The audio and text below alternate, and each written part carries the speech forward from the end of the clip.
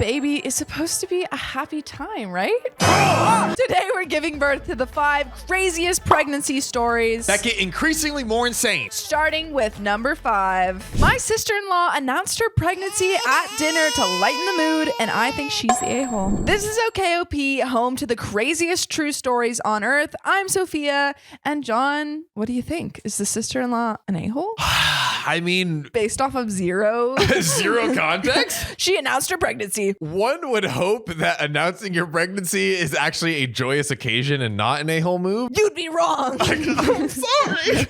This comes from Ab's Throwaway. About a week ago, me, 24 female, my brother Jack, 26 male, my dad, and some other close family members went on a trip to Tunisia, where my mother, who died in a car accident about 2 years ago, was from, to discover a little more about her life and our ancestors. On this trip, my brother decided to bring his wife, Julie, 26 female, and I brought my husband. Up till now, I had not had any issues with Julie, as I don't know her very well. She and my brother met and got married during COVID and live quite far, so I have only seen her 2 or 3 times before this trip. So, the incident occurred on the second to last day of the trip when we all went out to dinner. I think that it's important to note that this whole trip was to remember and celebrate my mother. She died around the beginning of COVID where I live, so we didn't get a proper funeral for her. And the day we went out to dinner was her birthday. I'm beginning to see how this pregnancy announcement might not be the best timing. Yeah, put an ICU in the comments. See. If you know what's about to go down. Yes, and also I'm sorry to OP for your loss. At the beginning of the dinner, my dad said a short speech basically thanking everyone for coming and honoring my mother's life. Before he even got the chance to sit down, Julie stood up and announced that her and Jack are expecting a baby. The entire table went silent, with only a few quiet congratulations. Congrats. Instead of reading the room and sitting back down, Julie ran up to me with a big, obnoxious grin and asked me if I was excited to be an auntie. I stayed silent, trying not to ruin what was left of this train wreck of a dinner, and she said that she was just trying to lighten the mood with some good news. Oh, okay. John, what do you think? Did she lighten the mood? Yeah, let's break this down a little bit. Yeah. So, like, could one argue that Julie's intentions were good? I can see where the attention-seeking claims might pop up. Yeah, that's so tricky because it's like it's good news. It is good news, and it could have been a true like misfire in terms of like, hey, let me try to lighten the mood. But I also think when you're at a funeral, because this is basically the equivalent of the funeral because they didn't have a funeral. That is such a good point. Yeah, if you're at a funeral and someone's like, we're here today to talk about this person that we deeply cared for, and then someone was like, I'm pregnant. I'm having a baby. There's a baby in here. I'm waiting for like congratulations. Do you want to say congratulations to me? Yeah. Are you excited? That'd be weird. This is when I cracked and yelled at her that she wasn't trying to benefit anyone but herself and that she was a selfish attention seeker. I walked out, followed by my husband and then my dad. From what I gather, the dinner was pretty much ruined after that, and the whole family had left before they ordered any food. Now, I do understand that she could have seen it as a good opportunity as the entire family was all together, but after talking with my brother, I found out that they had known for a month before the trip, so they could easily have announced it before. Yeah, they were together the whole week, right? Yeah. Why choose right after he made the speech is right crazy. After. That's insane. My dad is staying neutral on this, and my brother is angry at me for embarrassing his wife, but understands my point of view. Some family members and Julie's mom are now calling me a B over text for ruining an important moment for her. So am I the a-hole? There's an edit, but do we want to comment on let's break that down real quick. So, I mean, you could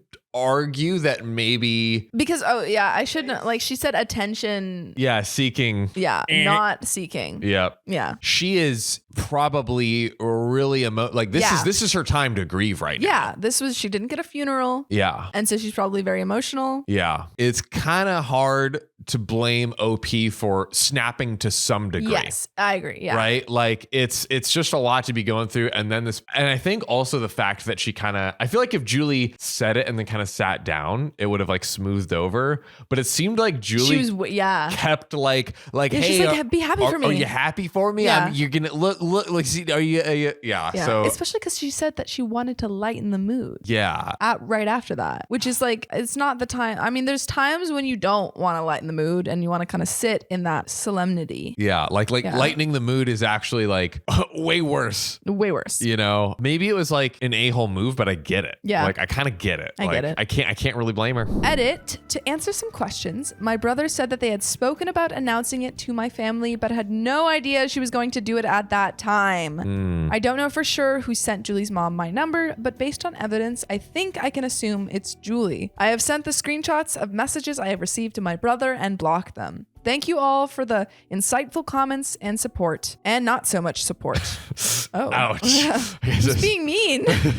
I will be going over to Julie's house, 2 hours and 45 minutes away, far from me, but not impossible, to talk things through and maybe post an update based on how it goes. Were the comments negative towards OP? Because it seems like based off of that, like, are there any comments? Because I feel like based off of this, I'm kind of on OP's side. I'm on OP's side, but I do. Yeah, I understand how it might be a little harsh, but I think that's not the time to bring that up. Oh yeah. Also, the fact that the brother didn't know that she was going to do that, I feel like that's you have to have a conversation with your partner before you announce. That is another great point. Another, like, it is kind of like a big thing to do, and like both sides to be ready. It's kind of a cop out to be like, oh, we talked about it, when it's like, well, we didn't say we were gonna do it. Like, oh yeah, we want to tell them, but like we don't have a specific time and place. And I just like. And then Julie chose the worst time.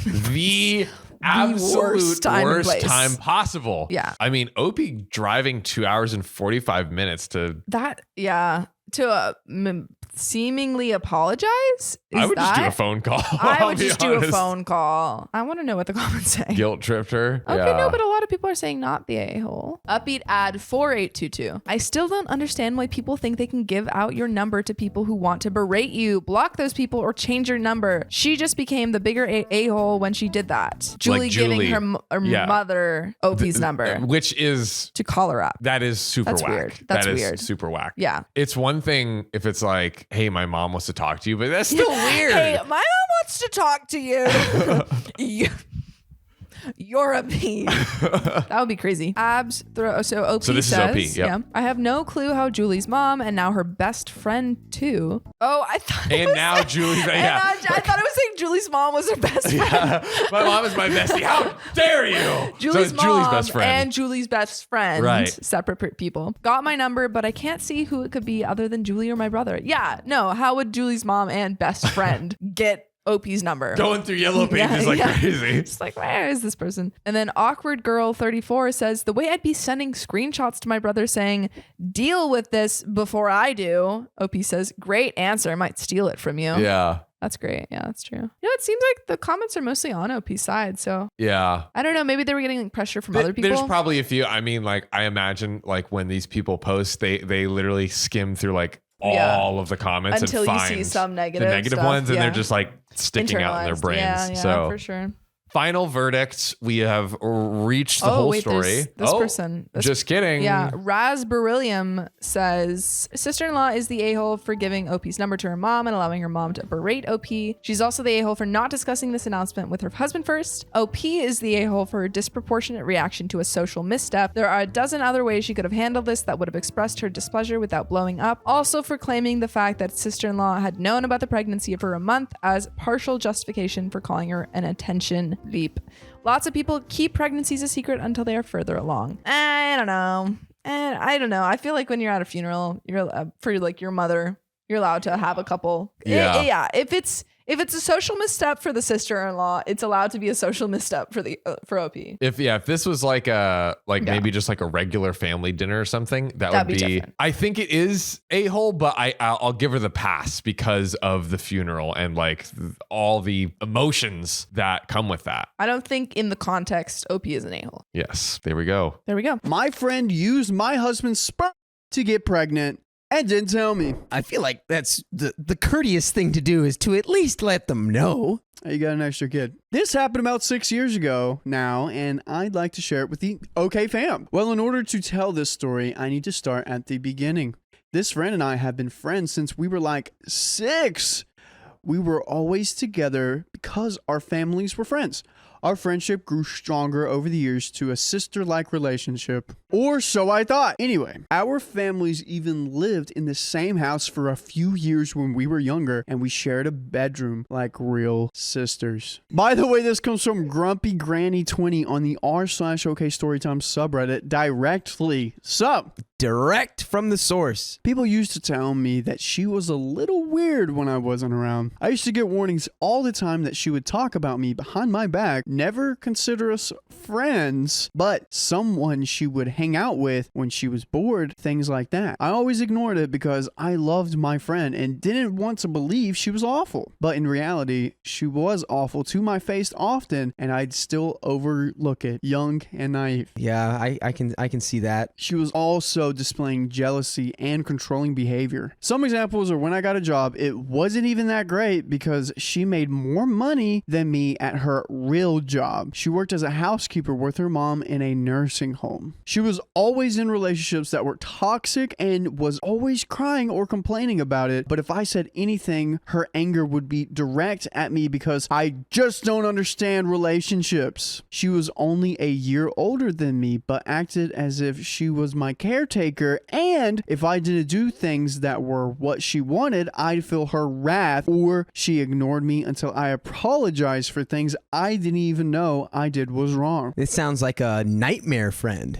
Very nightmarish. This behavior did not get better with age, but I was blinded by years of friendship and have learned very hard lessons. When I was 20 and she was 21, she got in a relationship with her now fiance, Caitlin, 23 female, and it was all great. They were great together and we got along. Then when I got in a relationship with my now husband, he fit into the little group great and we all had fun together. We hung out often and did a couple things together all the time. I will add this friend had a drinking problem since about 16. She couldn't function outside of work without a drink in her hand and was constantly inebriated. Brutal. Absolutely brutal. I didn't really mind this because it didn't affect me, and when we were younger, it was whatever. We always had a good time, and sometimes I'd partake in inebriated activities with her, and it was all good. Until one day when I went to hang out with them. I had just found out a week before that I was pregnant with my daughter, and I was about 6 weeks along. She was one of the first people I told, and I was over to celebrate the news with them while my husband was at work. She was drinking pretty heavily that evening, and we were talking like normal and making jokes and having fun. Then she looked at me and said, "Can I ask you something really deep and important?" And I said, "Of course, go ahead." That's what else her friends are for. She said that since she and her fiance couldn't conceive naturally, she wanted a sperm donor. But she also said that if they didn't have the money to do IVF, that they'd have to save for a while to do it. Then she dropped the bomb. She said, "Do you think it would be okay if we used your husband's sperm for our baby? Since we really can't afford IVF, maybe it could be natural. We could always save up if that makes you uncomfortable, but it would take so much longer to have a baby, and I wanted our babies to grow up together." Did she just say,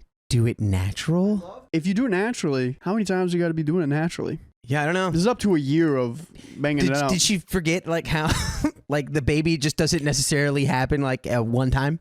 Who knows, dude? My stomach immediately turned into knots and I just stared at her. I literally couldn't talk or move in that moment and just said, "What?" She said if it was natural, it would be with me and I would make sure it didn't have to take too many times to happen so you don't get hurt, you know? My jaw was on the floor. I just said, "I'm actually feeling a lot of nausea and I think I need to go. We can talk later," and left as quick as I could walk. Oh my gosh. Yeah.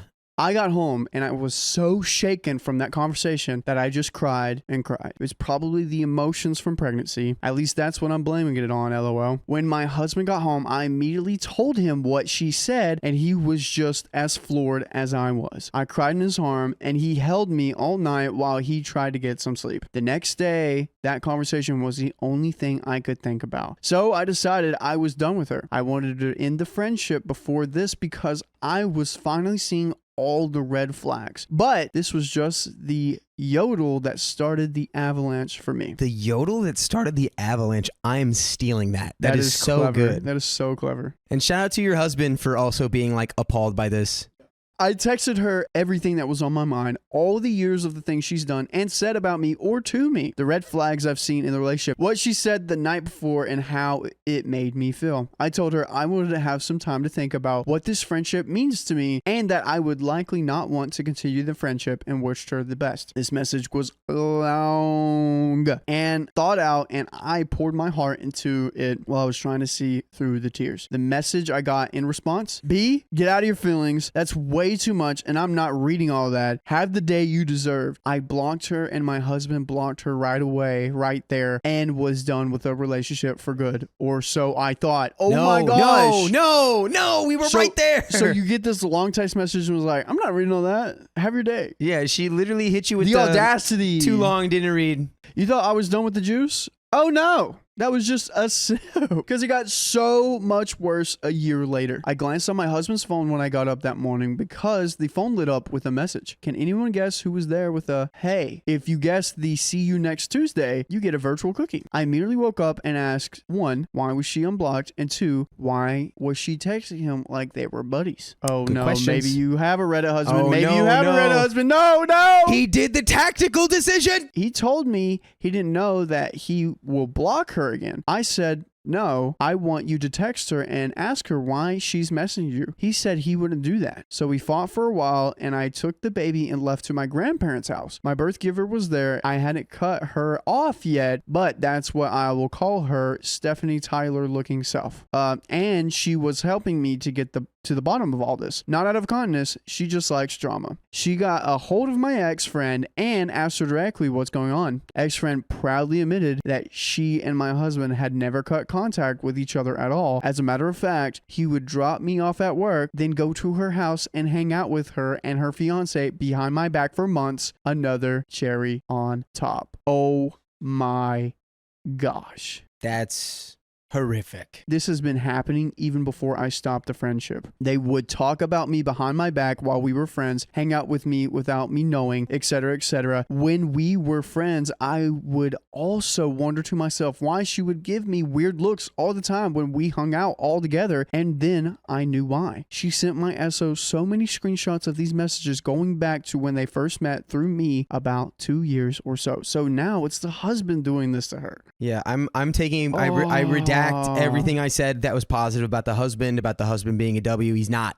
Loser husband. Dang. We almost had him. Bad. I was devastated to say the least. It wasn't physically cheating, but it was definitely a form of cheating. Definitely emotional. Once he was cornered with proof, he broke and told me everything and apologized for months and months. It took me a very long time and lots of therapy to change on his part to forgive him and stay. We are still together, and she has been cut off for about 6 years now. It feels nice to let all this out, even if it is to strangers, lol. We are doing so much together these days and had another child together. He hasn't given me any reason not to trust him in the same time we've taken to heal. Thanks for reading, y'all, and sorry if it was hard to read. I have ADHD and my mind always is a jumbled mess. This guy, we all have. That's good that you guys worked it out. Yeah. I could understand why the husband had a hard time cutting off your friend because they were friends before. Edit to add, I left my husband for almost a year after everything came out. He wasn't sorry at first because I stayed for about a month after, but I couldn't take it anymore and I left with the baby. He began to ask and beg for another chance, but I wouldn't even consider it at first. About 6 months after I left, we talked more and I told him my conditions for even considering getting back together. The first was individual therapy for the both of us, and the second was couples counseling. He agreed to both, and we did individual at first, and then we went to couple counseling. It was a hard road, but we learned that there were many things wrong in the relationship the way it was before, and the counselor helped to break it all down so we could work on it. They gave us tools we could use to help, and it took a while, but it helped a lot. After another 5 months of therapy and counseling, I decided I would give it another go. He had shown me what he did was stupid mistake, and that he doesn't forgive himself for acting the way he did during and after what had happened. I still get a little insecure at times, and he reassures me and gives me his phone to put my mind at ease. I told him that if I were to get any whiff of that anything was wrong, I was leaving and would never come back. I immediately will go into my hot girl summer phase and play the field and let him wallow in the misery of his own making. It's a long healing journey, but I've had a lot of work to learn to trust him again. Even if it's not at 100%, I still want to try and make it work. Unless something happens, then I'm leaving with or without proof, but I can prove you that we will be live every weekday on YouTube at 3 p.m. PST. Just tap our profile. We have a little bit more. They worked on it. They did. OP did the work, the hard work. Because, yeah, you better believe that that's not easy to do individuals therapy and then couples counseling and then actually, because there's a difference between just going and then applying the things that you are talking about and learning in those sessions to your real life. Yeah. That is hard work. And as for the physical cheating, oh boy, I don't think that's the case. My ex-friend is a lesbian and her girlfriend was always with them when they hung out. At least that's what the girlfriend told me before I cut contact with them both again. I hope it's not the case, but I'm choosing to believe it's not unless something tells me otherwise. Thank you for reading and wishing me well. I appreciate you guys so much, and I appreciate you too. Yeah, we appreciate I'm still hung up on the physical cheating. This friend came up with the idea to have a baby natural. I understand that, like, you know, the daughters, I feel like the daughters were just an excuse. I don't understand it. It was just an excuse to maybe try to sleep with their husband. Yeah, I mean,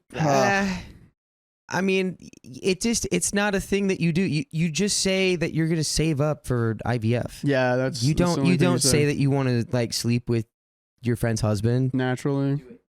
Come on.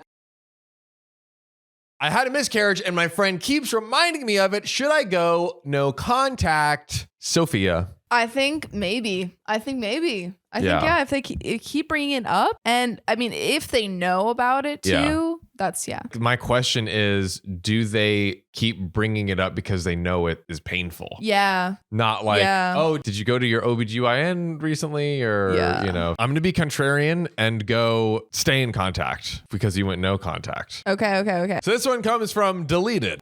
I, 25 female, have had 2 miscarriages. OP, I am very sorry about that.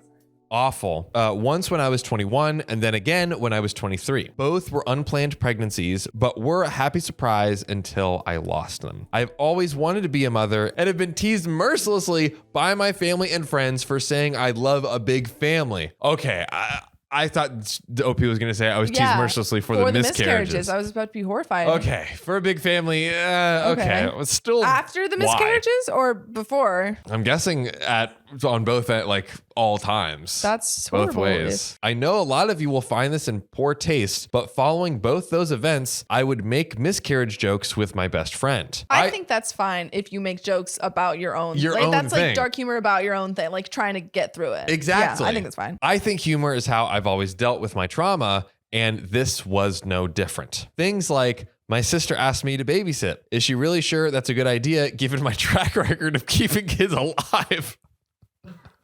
Damn, OP. God dang. Oh, my husband and I have been actively trying to fall pregnant since September last year with no luck. My best friend told me that she was starting to try in January and fell pregnant that same month. I couldn't help but feel envy, but I was also incredibly happy for her. I might be an a-hole for expecting her to be a mind reader, but I thought it would be obvious that given the new stages of our lives, miscarriage jokes would no longer be appropriate, and I hadn't made any myself in over a year. However, there have been quite a few sprinkled in over the last few months.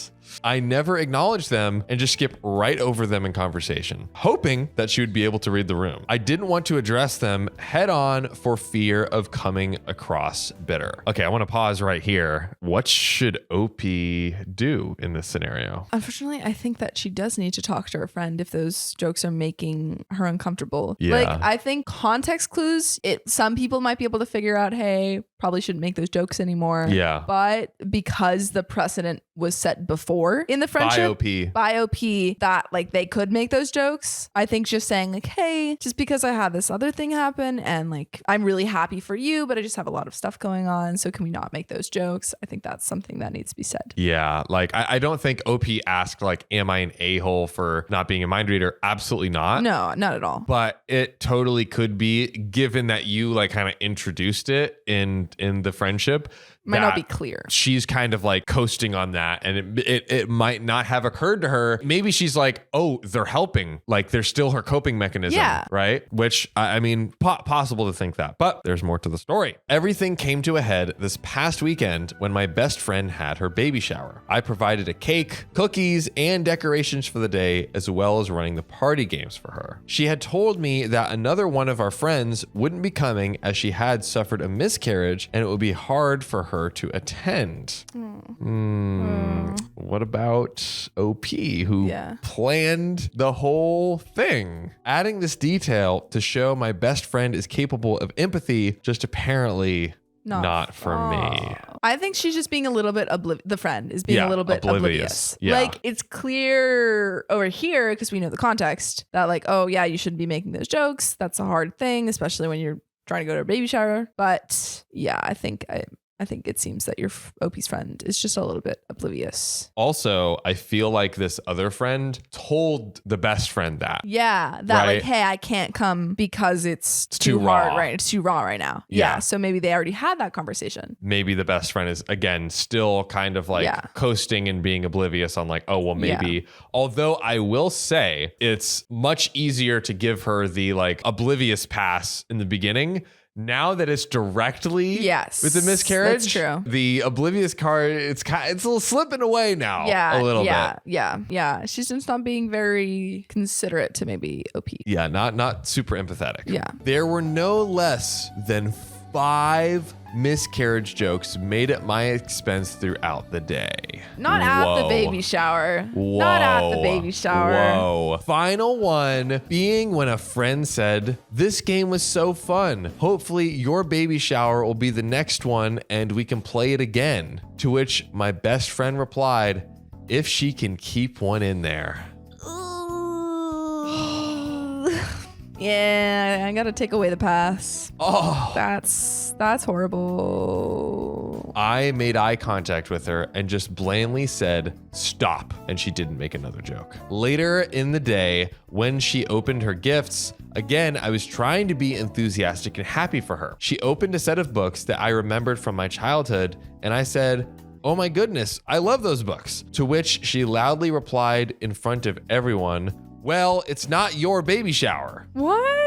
Y'all, that's not even a joke. That's not even a joke. It's just being an a-hole. Like, yeah. Come on. I think I broke at that point. I stopped being enthusiastic and engaging in conversation or reacting to her gifts. Yeah. As soon as she was done and people started leaving, I said I would also be going, even though we had initially planned for me to stay back and help pack up. You do not need to do that, OP. My goodness. You did so much already. For real? You planned the whole thing with biscuit, everything. Everything. My best friend asked if she had upset me, and I just nodded. She said she had only been joking and didn't mean anything seriously. I didn't want to get into it with her and upset her on her day, so I just left. The more I think about it, the more bitter I get because I feel like I have been so happy for her and she is just rubbing it in my face. Yeah. We've read the whole story. Yeah. How are we feeling? I think that it seems like OP's best friend is being very oblivious and very unempathetic, especially on it seems pretty obvious to me. Like if I was at a baby shower, I'd be like, even if I was making jokes, like those kind of jokes with my friend, I'd be like, oh, well, this is a baby shower for my baby that I'm having. Maybe I should be a little bit more. Right? Yeah. Maybe I should like think about that. But I think if it's your best friend, you should have that conversation.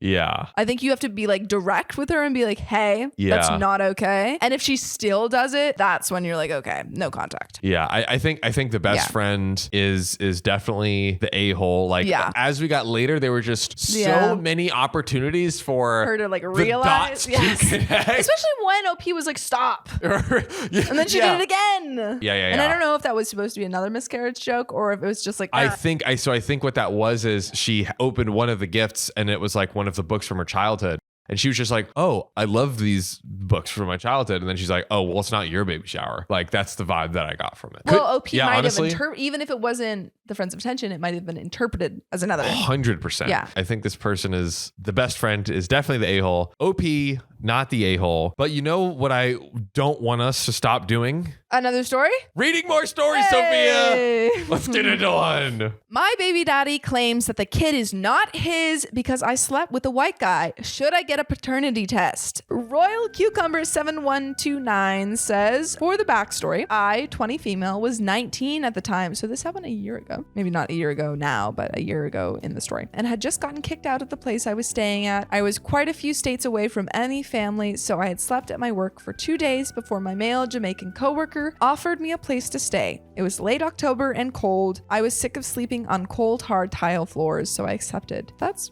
really hard. Yeah, Wow, what? I'm sorry. While I was staying with him, I ended up sleeping with him. I stayed with him for 2 weeks before I was picked up to go back to my home state. When I got back to my home state, I stayed with my grandparents as I had nothing to my name. I was working with my grandfather in the electrical business, mind it. At this time, I did not know I was pregnant. I started getting sick at the end of November and brushed it off as the flu, but my grandmother said I was probably pregnant. I denied it profusely, but as it got closer to December, I still felt very sick. I set up an appointment on December 1st with a free mobile clinic and found out I was 2 months pregnant. Wow. That's a lot. I contacted the male coworker I had stayed with and informed him I was pregnant. At first, he was excited, but as I was trying to do the math on when I could have conceived it, it showed that either be his or the other guy, and I informed him of this. 2 months later, he completely ghosted me. I went through my pregnancy with only the help of my grandmother and other relatives and friends. As my daughter's due date arrived, I was excited. I had her in mid-July, and it was completely clear she was his as she came out mixed race. The other I had been with was very white. I informed him she was his and mixed. He did not listen and said he wanted nothing to do with my daughter and me. I filed for child support a few months after I had her. He said he wanted a DNA test. I told him there was a page in the papers that were sent that he could request it. I have not heard from him or the state he resides in about any more details. I plan on contacting him to see if he filed the papers or if I have to get my state more involved. As of right now, I am my daughter's mommy and daddy. She is 3 months old now, and I adore her. Oh, whoa. Sorry, I should have given a break there. I thought it was longer. We just plowed straight through. We went, straight through that. So Sophia is now, on the show, but we've read, actually I think over 2,500 stories at this point. So one thing that happens a lot in these stories is these guys get these crazy, completely unfounded ideas of like, oh, my wife is cheating on me because like my cousin Bob, that just happened to him and he took a DNA test. So babe, I need you to get a DNA test for our brand new baby. Happens a lot.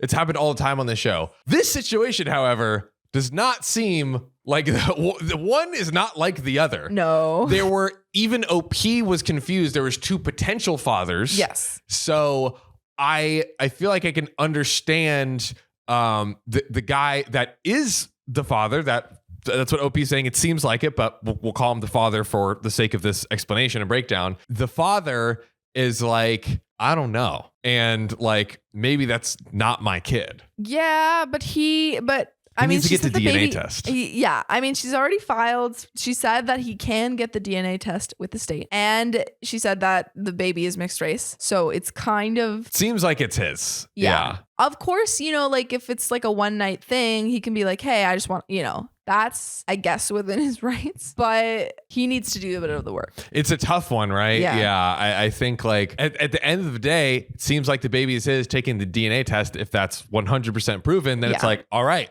this literally is your child. Yeah. And I'm sure we don't know what state they're in or what, but like almost certainly there is. I mean, basically OP's like, hey, I want to sue for child support, essentially. Yes. So like, work with me here. And another thing that we've said on the show a lot is like, you did the act. You're responsible. Yeah. Like he chose. Even if he doesn't know, that's on him to go be like, okay, I'm going to request this DNA test. Exactly. I'm going to find out first. Yeah. And then in the case that it is true, then pay your child support. He needs to get the DNA test. Yeah. Because it's like, it's unfortunate because he actually, another rare thing is like, he seemed excited.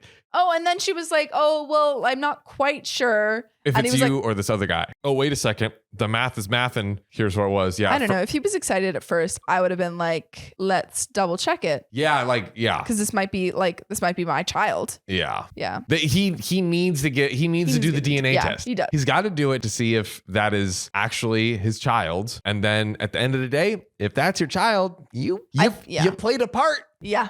Sir, you did that. Pay the part. Buddy, you played the part, so pay the part. Yeah, I think in this case, because like sometimes I'm like, oh, this like asking for DNA test is kind of, sometimes a little weird. But because they didn't really have a relationship, it was just kind of, it seems like it was like more of a. And she was unsure. Yeah, and right? she was unsure. In that case, I'd be like, okay, yeah, get a DNA test. But he just kind of ghosted. Yeah. In the situations where the guy is asking the wife, it's not just saying you cheated. That's one thing. It's saying you had a baby and lied to me to get me to raise it. Yeah. It's a humongous accusation. Yeah. I Which think happens all the time. Yeah. And like, of course, sometimes you might be right, but like, you gotta be sure. You gotta come correct, you gotta be my sure, sir. Because if you're wrong. Yeah, but in this case, it is different. Both sides need the DNA test. Yeah, you need it. Absolutely. We found out that places like France, paternity tests are illegal because it causes so much. Oh, because apparently there's a lot of adultery in France. That's what they say. They're slanging their wangs around, so they just want to keep society calm and at peace. Yeah. They're like the peace is worth it, everybody. Let's make this collective effort. But I think we're nearing the end of our saga, but I think we have not just a story, but my favorite thing ever. A call from a caller.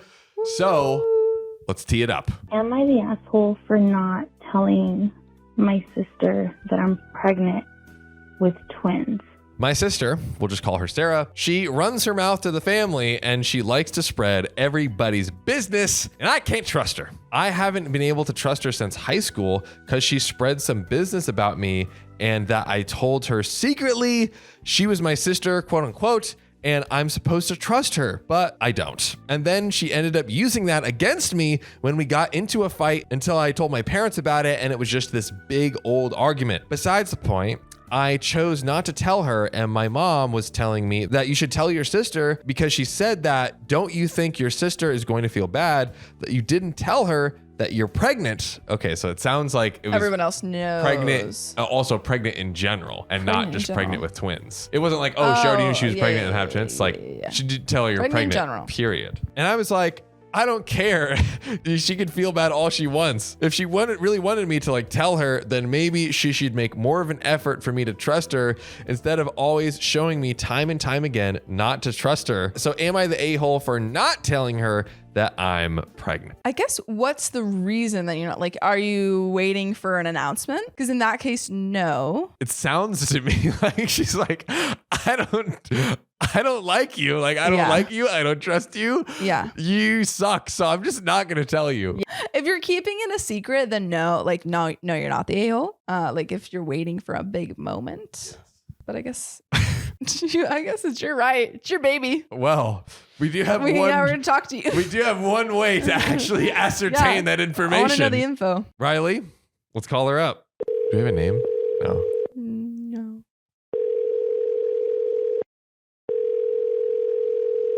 Hey, this is John from OKOP. We actually just read your story and would love to chat about it and have you on the show. If you have a few minutes, just call us back. Thank you.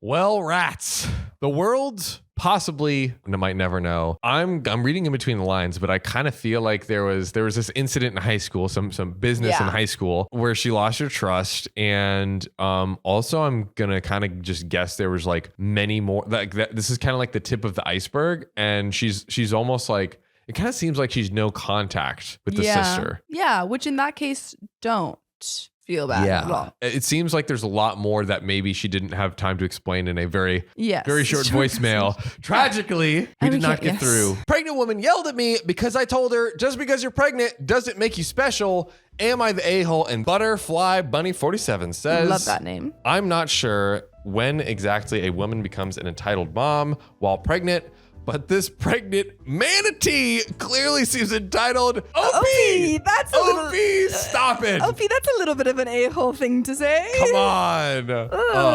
By the way, I'm from Manatee County, so manatees are sacred to me, okay? Yeah, manatees are cute. So nice. shut up. You've angered John. Not the manatees.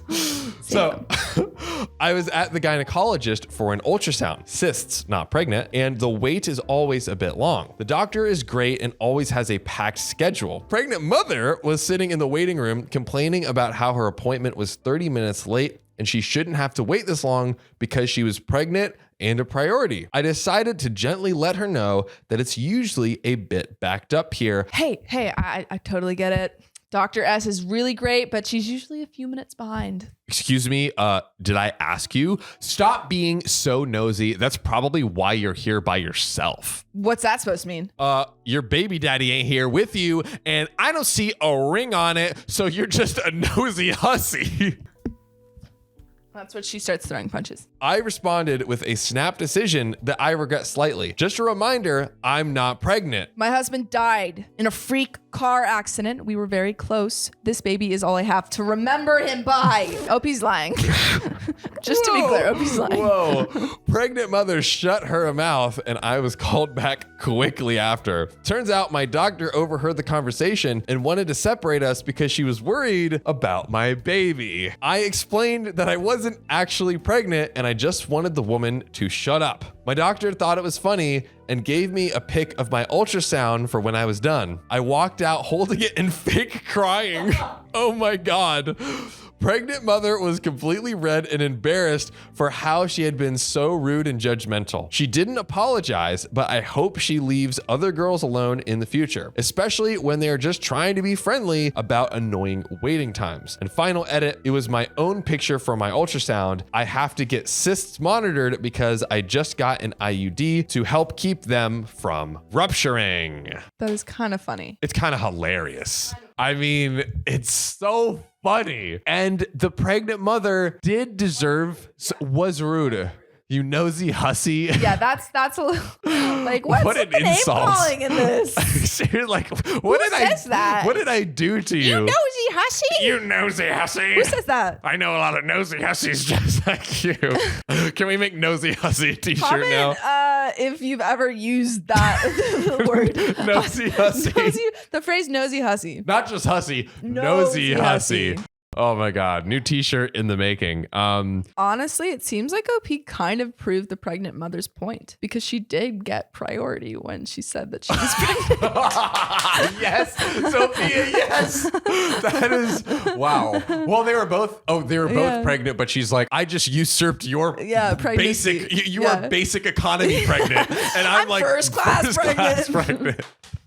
I'm torn, honestly, because like sometimes it is good to kind of like teach someone a lesson like this. Yeah, but and maybe it's a little too far. It was It was funny, but it was a little too far. Yeah. Well, you know what? We can do one more time. Another story. Let's do it. My family shamed me for being childless, so I blocked them out when I got pregnant. Boom. Now you don't have a child. Yeah, who's ashamed now? To provide some background, I, 31 female, am married to my 301 I am sure that's probably supposed to be 31 as well. No, 30 people or on the 30. internet never lie. He's 301 years old. Okay. Over the past 4 years, we've focused on traveling, working, and building our dream careers instead of having children. One of the main reasons we decided to wait is that I witnessed the impact of having kids at a young age on my sister, who is now 30. By the way, this comes from user DD23452 on the r/OK Storytime subreddit.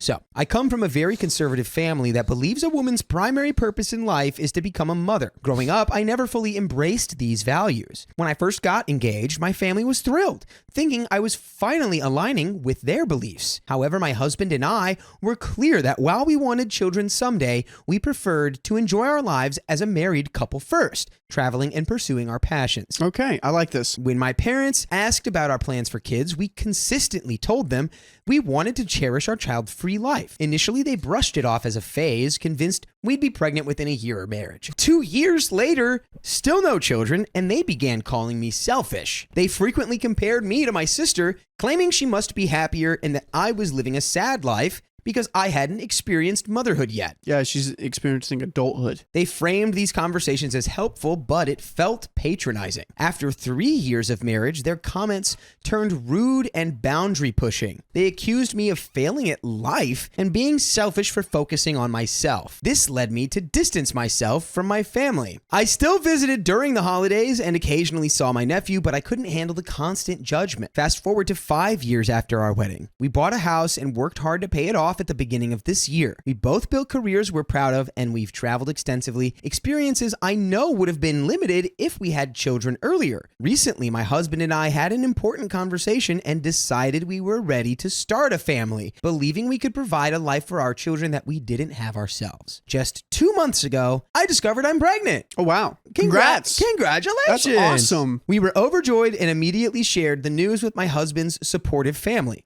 However, since we're no longer close with my family, we decided to announce it online instead of telling them in person. When they found out, my family was upset that I hadn't told them directly. My mother, who has an unusual obsession with being deeply involved in her grandchildren's lives, often wanting to dictate how they should be raised, began calling and texting me constantly. This was surprising, as I typically only saw her during holidays. Eventually, she showed up at our house, and I mustered the courage to express that I didn't want her involvement. I also pointed out that I seemed to matter to her only now that I was pregnant. My husband then asked her to leave and told her she wasn't welcome back. She didn't take it well and began showing up at our house every other day, which led us to seek a restraining order against her. I feel conflicted because I know she's excited about the baby, but her behavior underscores how little she actually cared about me until I became what she considers a real woman. Now I have family members contacting me saying that I'm being selfish and that my mom only wants to meet and be involved in her grandchild's life. At first, I was feeling extremely guilty, but my husband reassured me that I was doing the right thing, but I don't know. Am I being an a-hole right now? And we do have an update. No, you're just sticking up for yourself and not giving in to your mother's wishes.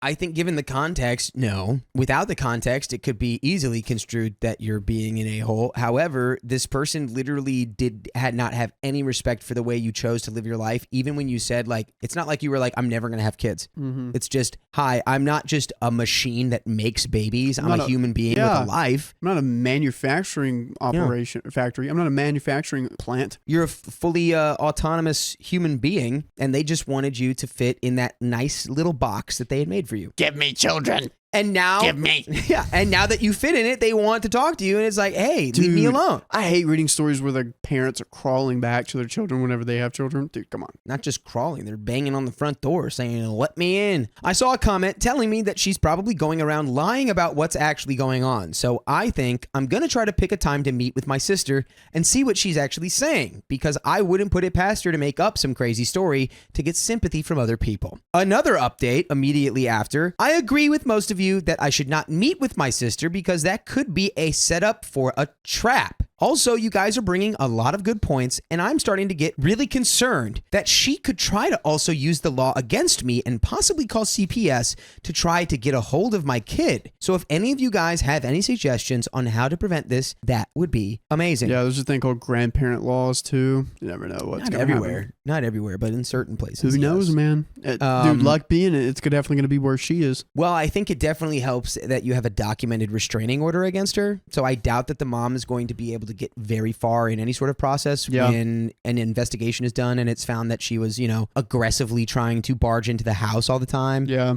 Finally, a lot of you guys are pointing out, why on earth would I ever consider letting her around my kids? The big thing is we are from an extremely conservative town where everybody talks and community is extremely important. But the only people who are important in this community are the ultra-conservative church-going people. To give you an example, these are the same people who organize trips to Planned Parenthood to stand outside and shame women. The main reason I'm scared is because my husband owns a construction company in this town. And if my mother decides to spread certain rumors about us, it could destroy us financially. People would literally start boycotting his business. We would consider moving elsewhere, but it scares me to move because that means he would have to start his business from the ground up and find a bunch of new clients. And with a new baby on the way, I don't think that's a really good idea unless you guys really think that we should just count our losses and move. I've been getting a lot of questions about why I don't want my mom involved and why I'm so uptight about not wanting to raise my kids the same way she did. To give a little backstory on the way I was raised, I suggest you look up what IBLP and AITAH. They believe that every aspect should be centered around God, and we had this homeschooling program that never really taught us anything. I had no idea how behind I was in school until after I got some formal education. Do you know what that is? No, I don't know what that is. Remember Meet the Douglas family or 17 Kids and Counting? Okay, they dropped a documentary where that family was following this. I'm a Christian, I go to church, but they were going to a church, but like they turned it into a cult and basically like made people think this certain way. It's a fabulous documentary on Netflix, but it goes in deep about how like this community has like brainwashed a lot of people. Yikes. Okay, so yeah, so you might have sort of a hive mind going against you here. Yeah. Because of the mom? Yeah. What a monster you'd have to be to sick an entire town of people against your own daughter. It makes no sense because they're trying to line themselves up with ideals that aren't even true based on what they say it's based on. It's based on people, not based on the Bible. So I'm going to go on a little rant. It bothers me so much when people decide that what I say is more important than what the Bible says when they say we follow the Bible. It makes me really mad. I don't want my future kids to be as behind education-wise as I was. Also, now that I have a little bit more independence and that I see how my husband's family functions, I realize how messed up some of the things were that we were taught was normal as kids. For starters, because I was a daughter in the family, I was expected to take care of all of my other siblings, and I was never really prepared for the real world. And that every bad thing that ever happened to me was somehow my fault and I must have stepped away from God. I have no problem if that's how you want to raise your kids. I just don't want to do that to my kids. I'm the second oldest in my family and I have 5 younger siblings that I basically had to parent. There were also a huge double standard in my family. All of my brothers were taught how to start businesses and become heads of households, etc., etc., while my sisters and I were taught that our job was to be a homemaker. And I have no problem if that is what somebody wants to do. I just don't think that I should be forced to do that and raise my kids the way that I don't want them to be. Go above the hive mind, please. Yes, go rise above the hive mind. And you know what? Join our hive mind. You can join our hive mind every weekday at 3 p.m. PST when we go live on YouTube, Facebook, TikTok, and Twitch. All you got to do is tap our profile. One thing that I would say is that I think you should look into if you have any sort of, if they do like defame you and it impacts the business to the point where it becomes like financially unviable, you may have grounds for a lawsuit considering that whatever they would be spreading about you is a lie. Yeah. And it's so hard to accuse people of being defamed too in civil court. Yeah. If my future kids want to re-enter that community, they're more than welcome to. Really quick, I want to say that I think it's very impressive that OP has an open mind enough to be like, I completely disagree with all of this, right? I would never live this way. Yeah. However, if you choose to live this way, by all means, go ahead. Yep. I don't want to though, so don't make me. If my future kids want to re-enter that community, they are more than welcome to, but I also don't want them to think it's the only option because growing up,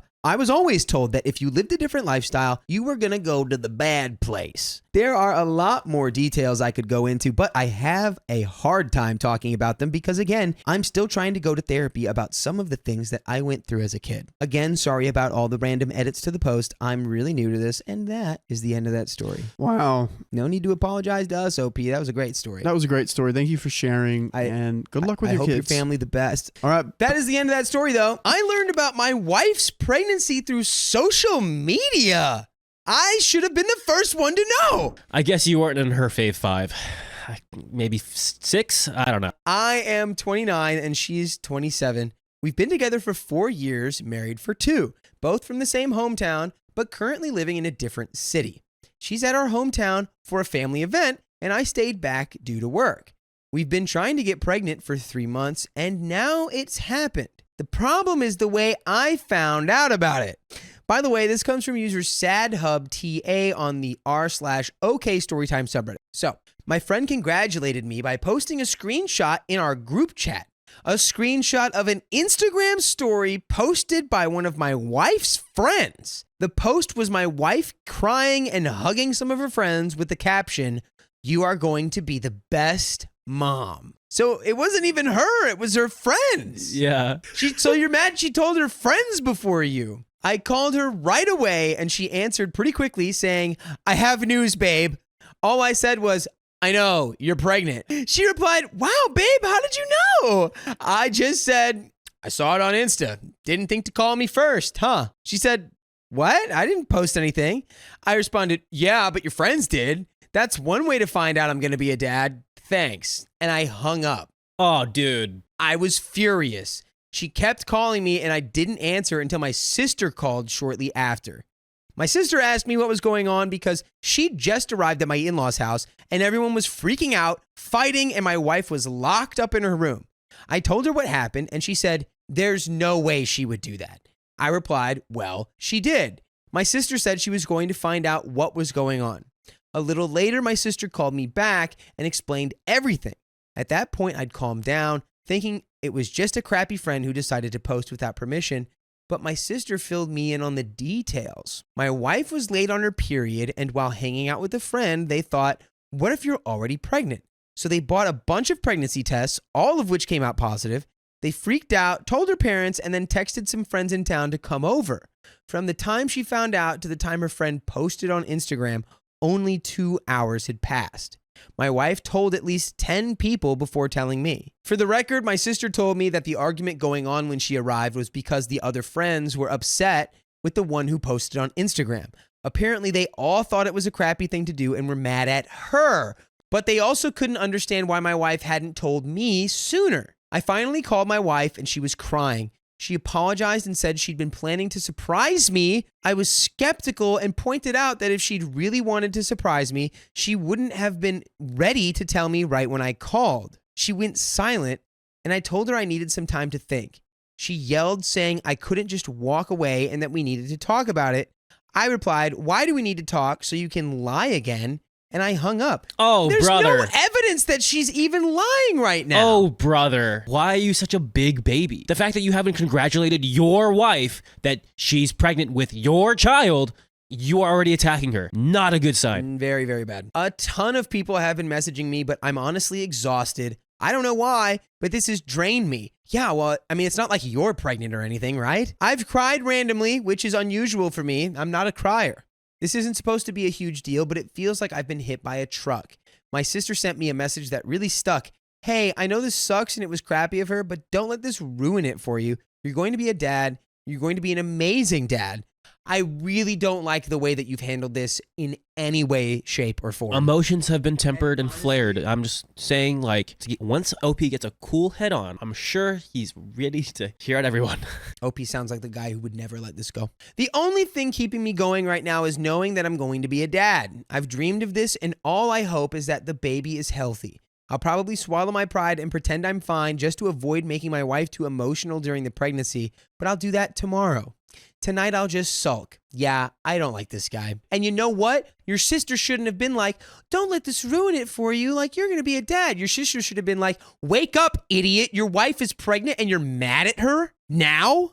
Right now." When she did nothing. He's acting like she posted like a private story that everyone but him could see. Yeah. Even all the friends were mad at that one friend who posted it. Because guess what? They were excited for her. You think the friends are mad at her? Oh, wait until you see how mad they're going to be at you, buddy. Edit. I posted this into the Reddit void thinking nothing of it and woke up to thousands of comments and dozens of DMs. Holy crap, thank you so much for caring. Just to clarify a couple of things. Do I think the baby might not be mine? Classic Reddit, LOL, no chance she cheated. She works from home and we have home security cameras inside the house, so that's not happening in our house. She does not do girls' nights. Her best friend in the city we live in is a female coworker of mine, and we hang out, the three of us, very often. They text each other a lot, but almost never hang out one-on-one. If they do, it's at our house with me in the next room. Also, my wife is the clingiest person alive. Like when I'm at work, she texts me every 30 minutes, and when I'm at home, she's always at least in the same room I'm in if she isn't cuddling up to me. Hey, buddy, that's not the clingiest person alive. That's just someone who likes you, you idiot. OP, what is up with your point of view? Kind of gross right now. You're getting the ick. Getting the ick from you. I'm disgusted. When we're out, she's always holding my arm in my hand and literally does not leave my side. I honestly actually love it most of the time. I feel loved. But it is too much sometimes, and we had a fight about it weeks ago. You had a fight about being in love too much? Having too much love? Bro, people would do anything for that. I even questioned if this fight was the reason she didn't tell me right away. Oh my God. But it's probably not it. You know who's really not it? You, buddy. What are you doing? On her friends, they are all very nice people.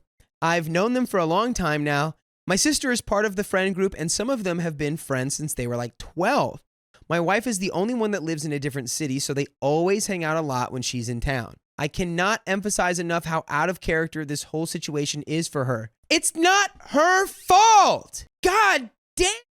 She has many flaws, like every other person, but being inconsiderate is not one of them. You have the nerve to say that your wife is being inconsiderate when you literally didn't even congratulate her because you personally felt slighted? And you were ignoring her on purpose when she was trying to talk to you? Dude, get this guy out of my solar system. I don't even want to be in the same universe. That's why I woke up in the middle of the night with a feeling like I'm actually completely wrong on this because she would not do this on purpose. There's no way. So I sent her a text just saying that everything is fine and that I'll drive the 4 hours down there to talk. She was actually awake and asked if she could call. She did and said she wanted to come home. I said that I was going to go over there to pick her up. She asked, "Are we okay?" I just said yes, and she started to cry. I told her that I'm very happy and I can't wait to see her, but we will need to talk about it. She calmed down a bit after that. That's when I opened the post again and saw all the comments, which I hope were ripping you to shreds. I asked for a day off and my boss was fine with it.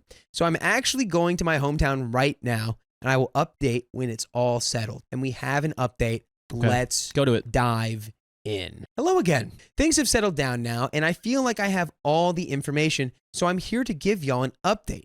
When I got to my in-laws, my wife was sitting on the sidewalk waiting for me. She jumped on me and kept apologizing, just hugging me and saying how sorry she was. We went to her room and I told her I was really tired and wanted a nap before our talk. We slept holding each other, which you probably think is cringe or something. When we woke up, our talk felt like an endless circle. Me asking what happened and her saying that she was stupid and that it was her fault. She kept saying it didn't matter what happened because she screwed up a big moment in our lives. I kept asking, but she just repeated that she messed up and that nothing else mattered, which, again, she didn't, and it was her friend. You're making her feel bad for this. This is unbelievable. Do you understand that you're still making her feel bad? And now it's going to be surrounding around this idea of bad. Yeah. The moment she said, "It's my fault," you should have gone, no, it's not. It's your friend who posted it on Instagram. Eventually, she said she didn't want to give me excuses and that the right thing for her to do was to take responsibility and apologize. I eventually gave in, told her she was forgiven, and said everything was fine. Still, I went to talk to her friend, the one who was with her all day and bought the pregnancy test with her. Her story was that right after my wife tested positive, they spent about an hour freaking out and talking about ways to tell me or surprise me. Eventually, my mother-in-law got home and they told her. Together, they decided to invite their girlfriends over to discuss ways to tell me. The friend went over all their ideas and I 100% believe her. She also said it was discussed with the group that I didn't know yet and that they should all keep quiet for now because we hadn't decided when to announce it. She says the one girl who posted on Instagram absolutely did it on purpose. She had been told not to say anything to anyone, and at that point, they were even discussing ways to tell me with her. The picture she posted was taken with another friend just arrived and heard the news. For some reason, she decided to post about it right then and there. Apparently, when they confronted her, she initially claimed she didn't know she wasn't allowed to post it. She stuck to that lie for a while, but eventually, she just told everyone she didn't give a crap and left. She blocked everyone in the group, and we haven't heard from her since. So now you know who all of your misdirected anger should have been directed at. OP's exhausting. Zero excuse for a husband to ever. A grown, maybe if you were an 18-year-old father, I would acknowledge that. No. But this is a grown man who's supposed to be able to regulate his emotions, and he's getting mad at his own pregnant wife as soon as he finds out. He's ruining that day for her. Yeah, again, this ultimately stems from the friend, but this does not make any excuse for him seeing red. He should have been seeing her and I'm so happy, and then revert all that red to the friend when she told him. And he's like, no, I'm mad at you, don't talk to me. You're a baby. Nobody knows why the friend did this. They don't know if she's jealous of my wife or something else. At this point, we don't care. She's blocked on our end too, and we want no contact with her. My sister later confirmed the friend's story. When she first called me with details, she was under the impression my wife had just told everyone and forgot to tell me. But after talking to other friends and my mother-in-law, she told me basically the same story. I was also told by the friend I spoke to, my mother-in-law, and another friend that when I called my wife, she basically said, screw it, I'm telling him right now, and was super excited to do it. Me and my wife talked again during our trip back home, now with me having most of the details, and she told her side, basically identical to what my sister and the friend told me. She was, again, very apologetic, which is what you should be, buddy. This guy doesn't know what love is. This guy is so confused. She kept saying I'm her number one priority and that this was one of the dumbest things she has ever done, which I think the dumbest thing she could ever do would be continuing to, it's maybe a little extreme, but this microcosm of an event is, I feel like it's got to be emblematic of this guy's overarching behavior. This can't be a one-off type scenario. I hope it is. I really hope it is. It's just like a one-time thing because he's just flooded with so much emotions. But I can't defend that. I don't know, man. That makes no sense to me. But you know what does make perfect sense? Y'all joining our live streams whenever we go live every weekday at 3 p.m. PST on YouTube, Facebook, TikTok, and Twitch. Just tap our profile and you're in. You might even want to go check right now because we might be live as I speak. But we are about to finish up this story. I think we've kind of... No, we've done it. We've addressed everything. We have a couples counseling appointment next week at her insistence. I honestly don't think it's necessary, but she believes I need a space to fully express my feelings. She's worried I forgave her too fast and I'm bottling everything up. Oh, I can't wait. She's literally doing this for you. You know what? If I were you, I wouldn't want to go to couples therapy either because the therapy's probably going to get her to realize she deserves better than you. Honestly, her concern about my feelings is already enough for me to forgive her and chalk it up as a one-time thing. We also had our first appointment with an obstetrician. First, because it's obviously the right thing to do, and also because many people warned me about the risks of losing the pregnancy early. My wife's last period was about 6 weeks ago, and the doctor said it was a bit early for an appointment. Still, they ran a bunch of tests and confirmed my wife is indeed pregnant. So far, everything looks fine. Thank you all so much for caring about a random stranger. Yeah, that random stranger would be your wife. I don't care about you, OP. I wanted to see someone comment like from Reddit, like, dude, do you not understand that you are not reaching out and like supporting your wife, that you're being a selfish prick? My boyfriend ghosted me, so I gave away his PlayStation for free. Ghosts can't play video games. Finders keepers. So I, 28 female, don't consider myself a petty person. I've had some rough relationships in the past though, and this one was the only time I had done anything petty afterwards. By the way, this comes from Turtle Army 21 on the OK Storytime subreddit. So 4 years ago, I was in a relationship that was not good for me, but I didn't realize it. I'd like to explain the red flags I ignored because I think it might help any readers understand where I was at during the time of my petty revenge. Please give this some list format. What? Please give this some list format, I please. love lists. I also think it'll help me therapeutically to vent a little. For context, at the time, I was about 21 and my ex was also 21 when we started dating. Let's just call him Jack.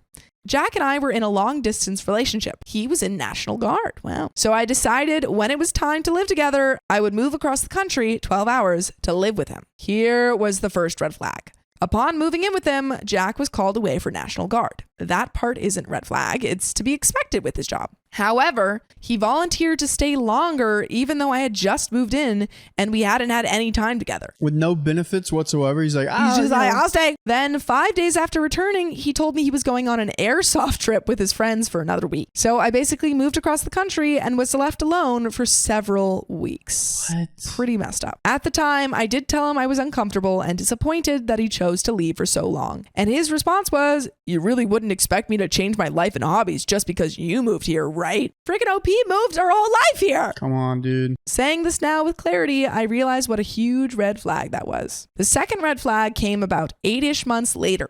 We were still living near his base, but he sat me down and told me that he was thinking about his future. He realized he didn't want to be in the National Guard, but wanted to learn to fly helicopters. What a laugh. Mind you, he'd never even been in a helicopter before, and it felt random to me, but I was just happy that he had a goal. You don't know. He probably played a video game with a helicopter. Yeah, he's probably got that on the PlayStation. Yeah. He hadn't had a job outside of his National Guard. This is important. They paid him for a once-a-month weekend training, and otherwise, he didn't work. but I worked 3 jobs to make rent. We lived in an expensive apartment, and his side of the bills came from a very nice bit of money his grandparents left him. Ooh, another red flag, I'd say. Yeah. If you're using money your grandparents left you to pay for all of your rent, bills, his car, schooling, and rent were all paid for out of that inheritance. I thought it was nice. He could focus on hobbies and finding a job he liked rather than being burdened with working like I was. I worked 3 jobs and still didn't make as much as he did from his monthly inheritance. So I was happy he figured out this helicopter thing. However, he ended the conversation with, training will take me to a different state. You can come if you want. What? So he's just breaking up with her. I feel like what he's trying to do is butter her up for marriage so then he could marry her and get a lot of benefits from the army. Oh, could be. Yeah. But now he's rethinking that. So he's like, I don't know how I feel about this plan. It seems like he's just like really not committed to her at all. Yeah, because if I'm in a relationship and they move 12 hours and I'm I'd about be to like, move again, yeah. Hey, please come with me. Yeah. This is just, Move if you you can go want. if you want. Come on. I was flabbergasted. You can come if you want to? Like I was a pet, not a living girlfriend who had moved 12 hours away from her family to be with him. He didn't even ask if I would be okay with moving again, which I was. I told him this. I would move again, but I was sad he didn't ask me first. Girl, no. Don't move again. Don't do it. He doesn't care about you. He doesn't. He was upset that I was not as excited as I should have been. Now, let's get to the part where we broke up. Yes. LFG. Jay deployed to a different country about a year after I had moved in with them.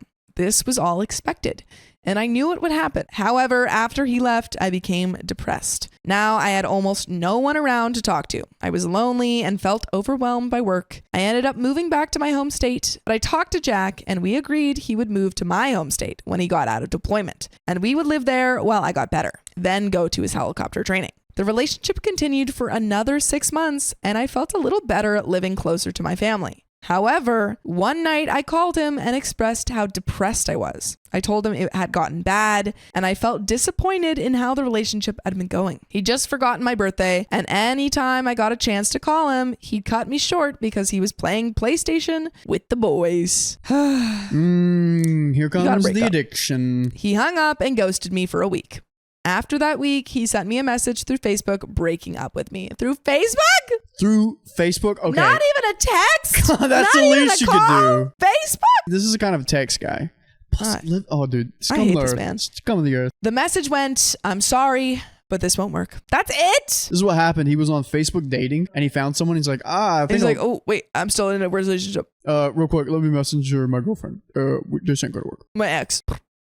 He never called. I have not heard his voice since the conversation where I told him I was depressed. Granted, I do know that no person is obligated to stay in a relationship with a depressed person. But at that point, we'd been together for 3 years and we lived together. Our shared furniture was all with me. Our dog was with me. I kept the dog. We'd even gotten an apartment that he'd been returning to with me, and we were paying rent together. So not only did this Facebook text leave me single, it left me with rent I couldn't afford alone. It gets worse. No. Months after the breakup, Jack got home from deployment. He had taken my favorite book series with him. So I asked him to please mail them to me. I mailed his brother all of his stuff so he could mail me some books, right? Wrong. This garbage can person only sent me half of the books and they were covered in dirt. I would be so freaking livid. She doesn't let people borrow her books. I don't. I would be livid. You want to let me borrow a book? I live with you. Like, you could go in my room and take your book back. I trust that I would get it back from you, but I have a very specific condition in which I keep my books. They were torn up. No, bent and so dirty that when I opened the box, sand covered my floor. What did he freaking do to these books? You took them across the country, dude. Mind you, yes, he was on deployment, but he lived indoors the whole time, playing video games and reading. It wasn't like he was camping underneath the stars the whole time. So here's my petty revenge. I couldn't do much because he was deployed, and honestly, I felt bad about putting my depression on him, and I felt awful about asking him to move back to my home state while I worked through my issues. But he broke up with me over Facebook, then destroyed my books. I did mail his stuff back, like I said, except he didn't specifically ask for the PlayStation back. I still had it. I knew he played it constantly when he was home. I didn't want it because it reminded me too much of him. So I packed it up and gave it to my friend's nephew for free. Games and all. Woo-wee. That nephew got lucky. Dude, he's like, let's go. But you know how you can get lucky If you join us live every weekday at 3 p.m. PST on YouTube, just tap our profile. Yeah. Yeah. There is an edit though. What do we think about that? Nephew's up. I honestly think you have not. I think, sure, petty, but he ghosted you and broke up with you over Facebook. So Yeah. you have a right. Dude, I still have my ex's Apple TV thing. I accidentally forgot to send it back to her. What? So I sent back a few things to Yeah. my ex, and then there was like another thing of things I forgot to give back my ex, but I just threw them away. Yeah. No, I gave all of my ex's stuff immediately. Nice. I like put it all in a bag and I was here.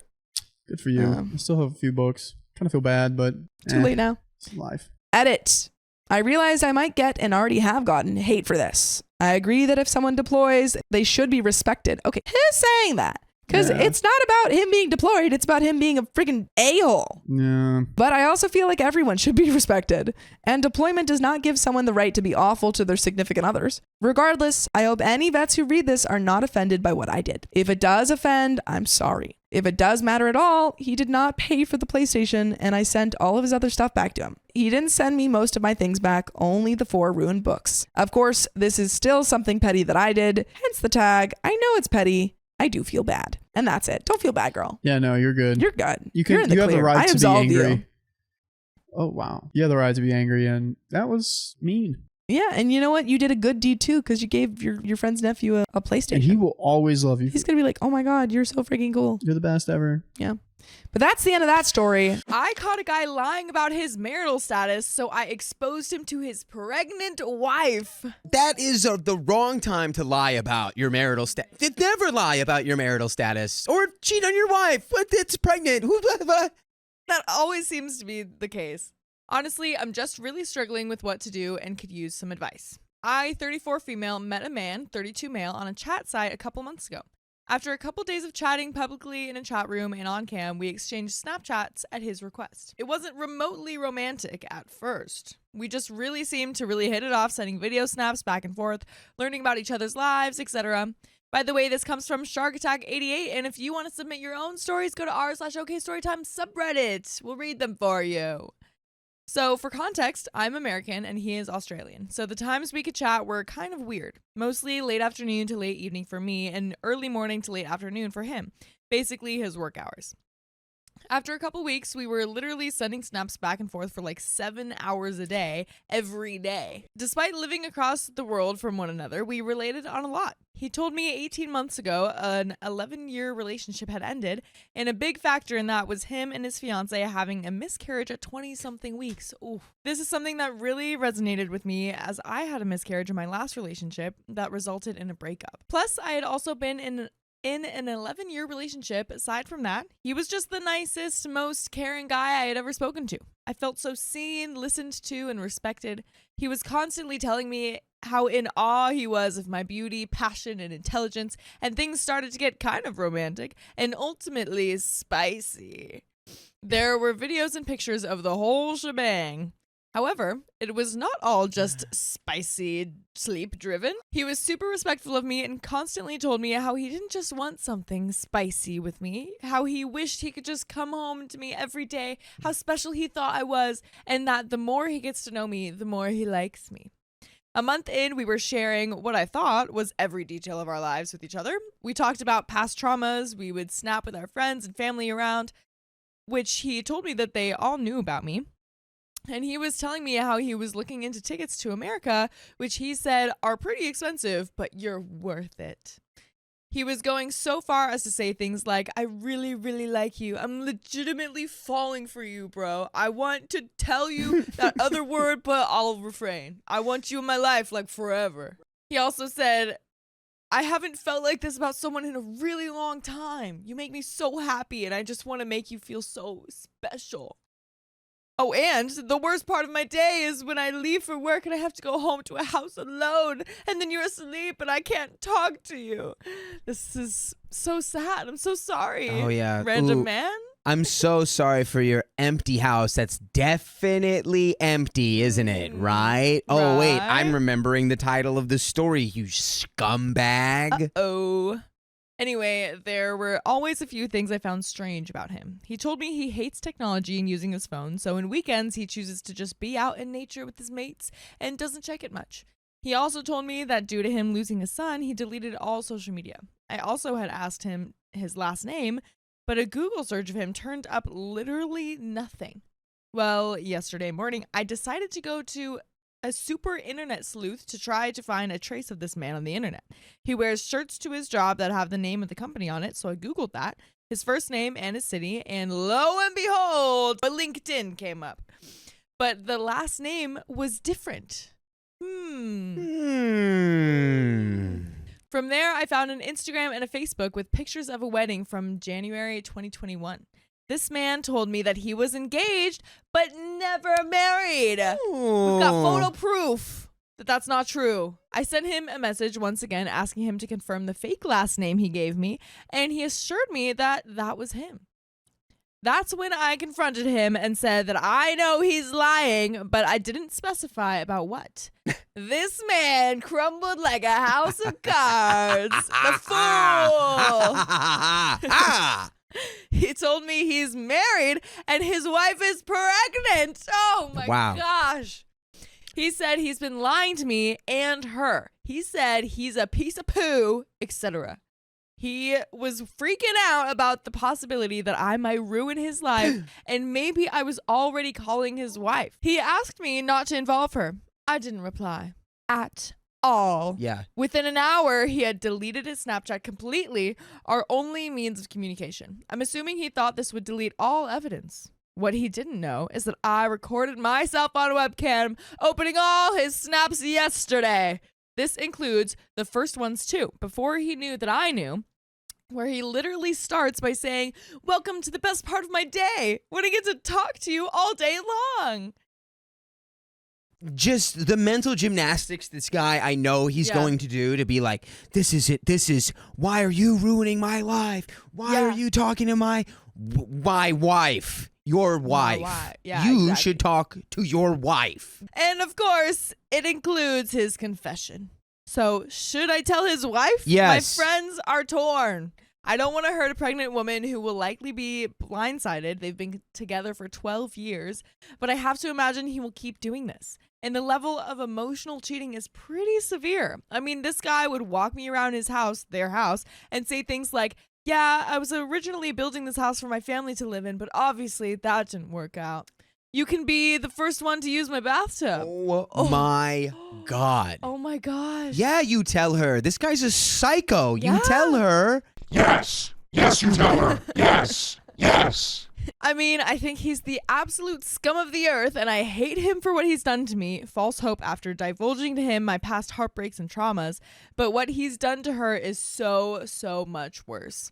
And there's an edit. I just remembered a very sad, tragic tale. Oh, what is it? I remember when a young Samuel Donner, he wanted to join the cool kids, but instead of labeling you as one of the cool kids, They called me Salad Boy because I ate nothing but salads. Could not trade my lunch for a lunch. Really anything. You know what community will always welcome you with open arms, Sam? And make you feel like a cool kid? The great people who have OK Storytime memberships. Oh, I heard that's 60 plus hours of members only content Monday, Wednesday, Fridays. You heard right, Sam, and it's only $5 a month. So go to the link in our description, youtube.com/OKOP show/join. Now back to the story. Chomp, chomp. Sorry, I wanted to add that it isn't confirmed his wife is pregnant. My best friend and sister both separately mentioned that he could have lied about this to keep me from telling her. Oh, interesting. And edit number 2, just wanted to clarify that 99.9% of our snaps were all video, no text. So when I say he snapped with friends and family around, I mean they were in the videos and he was like telling them to say hi. No idea who they must have thought he was snapping, but I know they heard my American accent. Also, because this was apparently confusing, I found out the other morning that he had been lying before he was awake. By the time he woke up, I had not sent him any accusatory messages, just one asking him to confirm his last name. So he wasn't suspicious at first, and his first messages to me of the day were his usual incredibly happy, sweet self. Knowing he lied and realizing I had no proof, I turned on my webcam to open all of these snaps and try to capture how he spoke to me in case I needed proof. Not yet knowing if he even was still married or whatever. That was smart then, yeah. That's very smart, yeah. And we do have an update, but do we have any comments? concerns. My only comment is that OP had incredible instincts to be all right, well, the name is definitely completely fake, and I'm going to probably need evidence here, so let's collect it. 100%. Yeah, I don't know. I think I would tell. Yes. 100%. If this was me, I would want to be told if the partner that I'm supposed to trust was like actively telling people, I was going to build this house for my family that lives there currently. But honestly, you can be the first one to use my bathtub that my wife uses already. Right. You're a psycho. That's like an invasion of privacy too. He's like showing around like their house, you know? Truly it's unhinged behavior. Yeah, I'd be like, probably get out of there because who knows? This guy's deranged. Oh yeah. But we do have an update. So let's see just how crazy he gets. I reached out to his wife via Instagram. Whoa, she did it. Dang, she did it. Through the IG. This was my initial message to her. Hi, I understand this is a complicated situation and I truly have no intentions to hurt you. I've just felt like if it were me, I'd want to know, but I don't want to force that on you. Just give you the option if you want to take it. Your husband has been talking to me extensively for over a month for many hours a day, claiming to be single.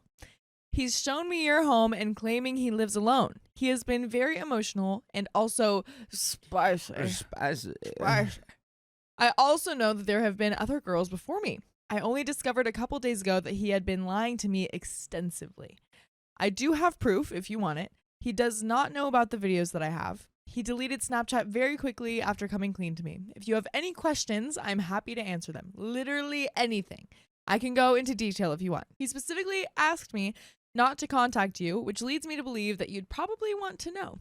By the way, you'd probably want to know that we always have full episodes of stories just like this. Just go to your favorite podcast app, Spotify, Apple Podcasts. All of the ones under the sun. Yeah, exactly. And just search, okay, Storytime. We'll be there for you. Indeed. I promise. So, she responded.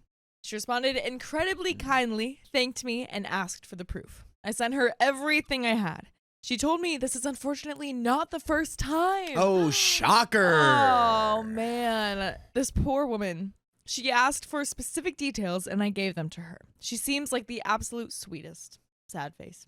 I hope she gets away from this psycho. Thank you to everyone for your advice on my original post. Reaching out was the right thing to do, and there are some comments. Comment number 1 says, you did the right thing. I really hope she divorces his sorry butt. And a response to that says, in Australia, you have to separate for an entire year before you can apply for a divorce and prove that your marriage is unsalvageable. It's expensive too. Our laws here do not take cheating into consideration in divorce situations, and assets are generally divided equally unless you can prove asset ownership. That's insane, by the way. Crazy. That's absolutely bananas. Yeah. This would be done amicably unless an agreement can't be reached, and then you would lawyer up, and that doesn't come cheap either. This all happens before the divorce. She probably will be reluctant to go through this, as it is not as easy as just packing up and leaving, especially since we are also going through a massive rental crisis right now. She is also pregnant and probably doesn't work either. That's all there is. I think that's like a support system. The OP's Yes. It's not even OP's wife. It's just the victim of this infidelity. Right. Lean on any support system you can. Yeah. And it's crazy. Oh my goodness. Man. Shout out to Australia, literally not thinking cheating matters at all, I guess. Right. Thanks, Australia. Just making it so difficult to just be like, hey, I don't want to be with this person anymore. Can I you feel like imagine? that's all it needs to be, is just like, I'm out. Yeah. And that should be That's it. really all it should be. Yeah. Yeah. But that's a whole nother issue. That's a whole nother can of worms, Exactly. Australian worms. But that is the end of that story. That's the end. So we'll see you in the next one. In the next one that's right here. Don't go anywhere. Ooh. I told my aunt she can't be at my child delivery, but she still went. It's funny how that works. Mm-hmm. So, quick backstory. I, 33 female, was pregnant at 19 with my first child. My mom was 41. My aunt was 43. They'd been estranged for almost a decade around the time I got pregnant.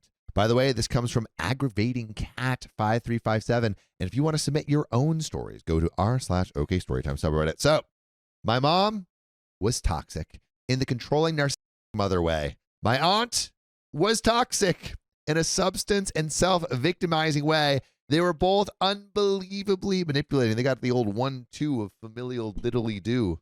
Ugh. They were both unbelievably manipulative, and it's unfortunate that my cousins and I had them for mothers.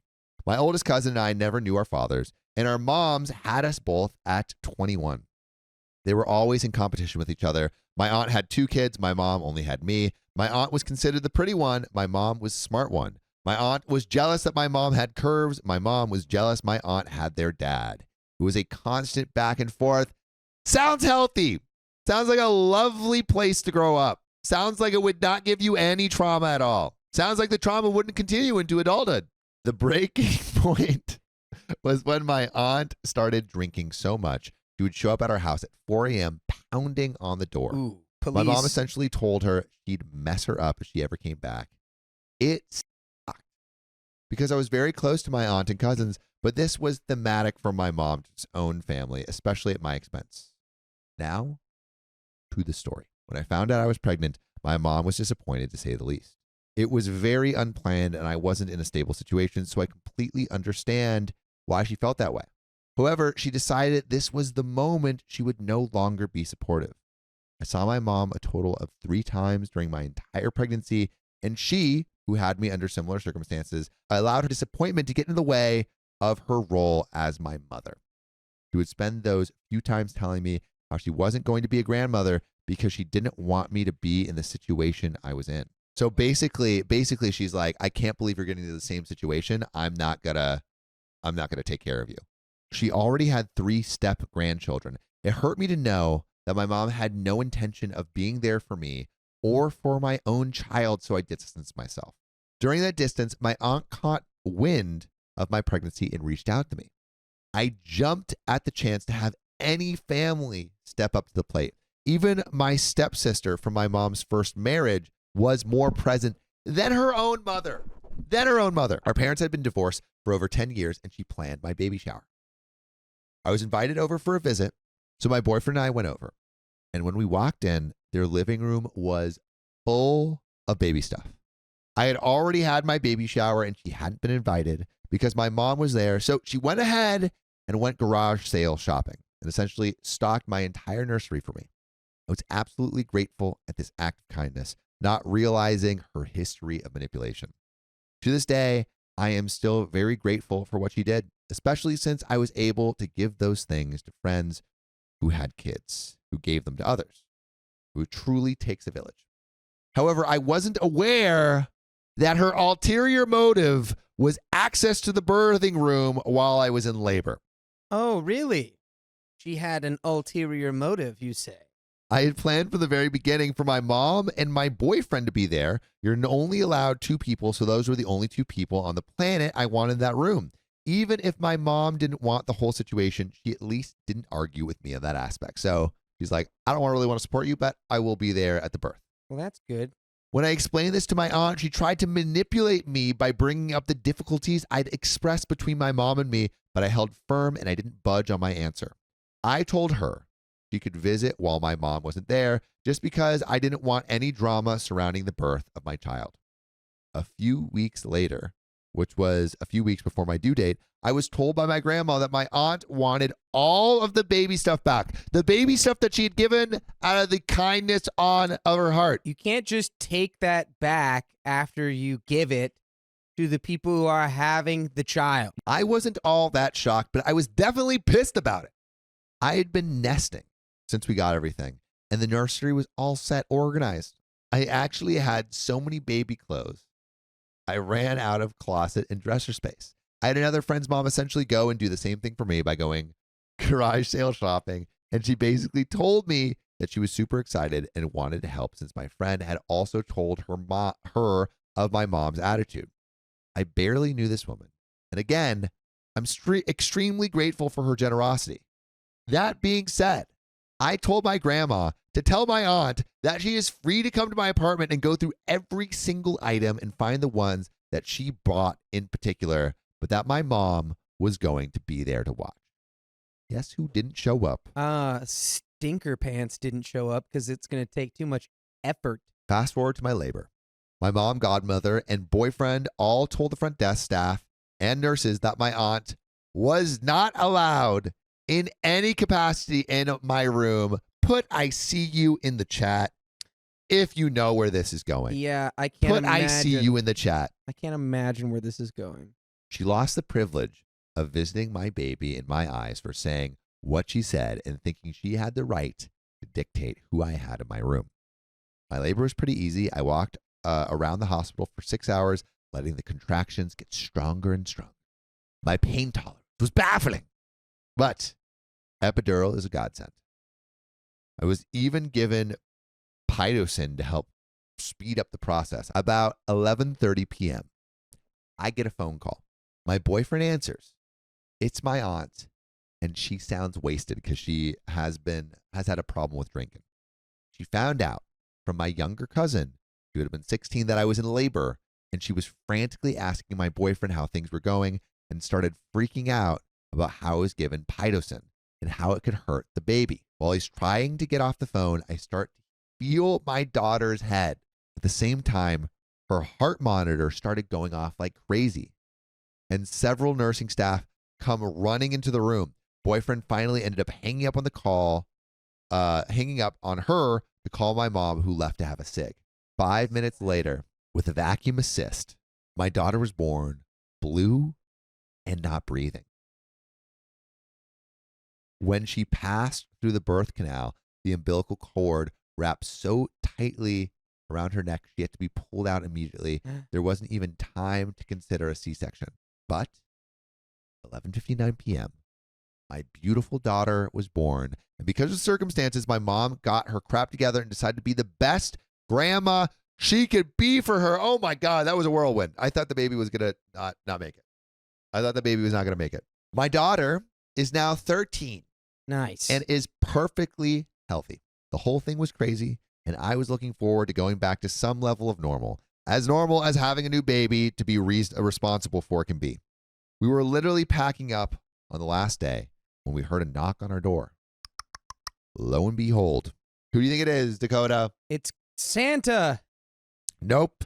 It's the crazy aunt herself and my younger cousin. I don't have it in me to start an argument, and I was more focused on my miracle baby than being angry. And you should be focused on listening to this podcast every day by searching OK Storytime wherever you get your podcast. Apple Podcast, Spotify, wherever you get them.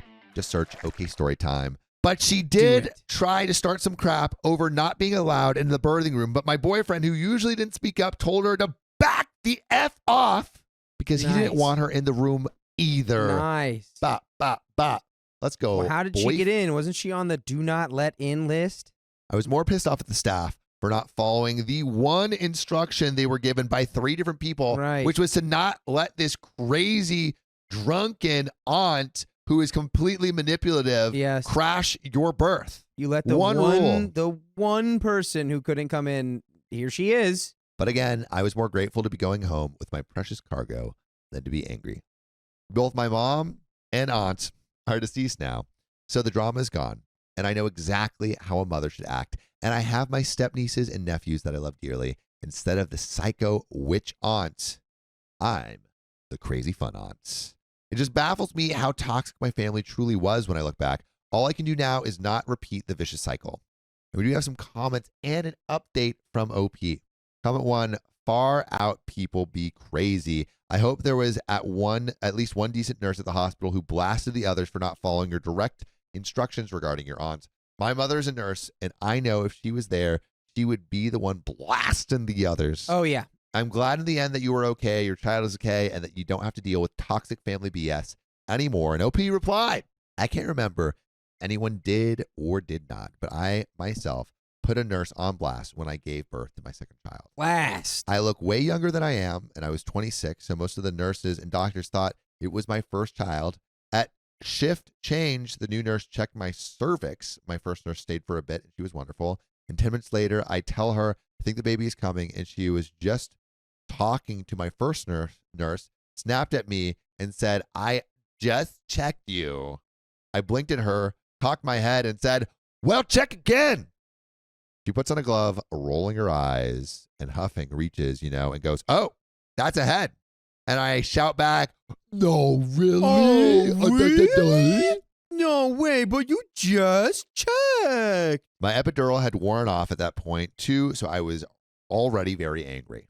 This child was born 15 minutes later, super healthy, no complications. The only complication was this witchy nurse and the fact that the epidural comes in latex boxes. Why? Took the pharmacy 2 hours after my epidural to run out and refill because of my allergy to latex. And we got one more comment and one more response. Comment 2, why was your aunt so desperate to be in the delivery room? Opie replied, I genuinely don't know. I think she thought she could lord it over my mom. As they said, they were in constant competition, even when it came to us kids. Upon further reflection and thinking of this question, I believe she was trying to be the grandmother to my child, since my mom expressed not wanting it. Oh, but not in a selfless way. Plus, back then, no matter what, I wanted my mom, and I think she didn't like that I wouldn't just give up on her. Had she lived longer than she did, she would have seen it happen eventually. And that's where that. Wow. That is insane.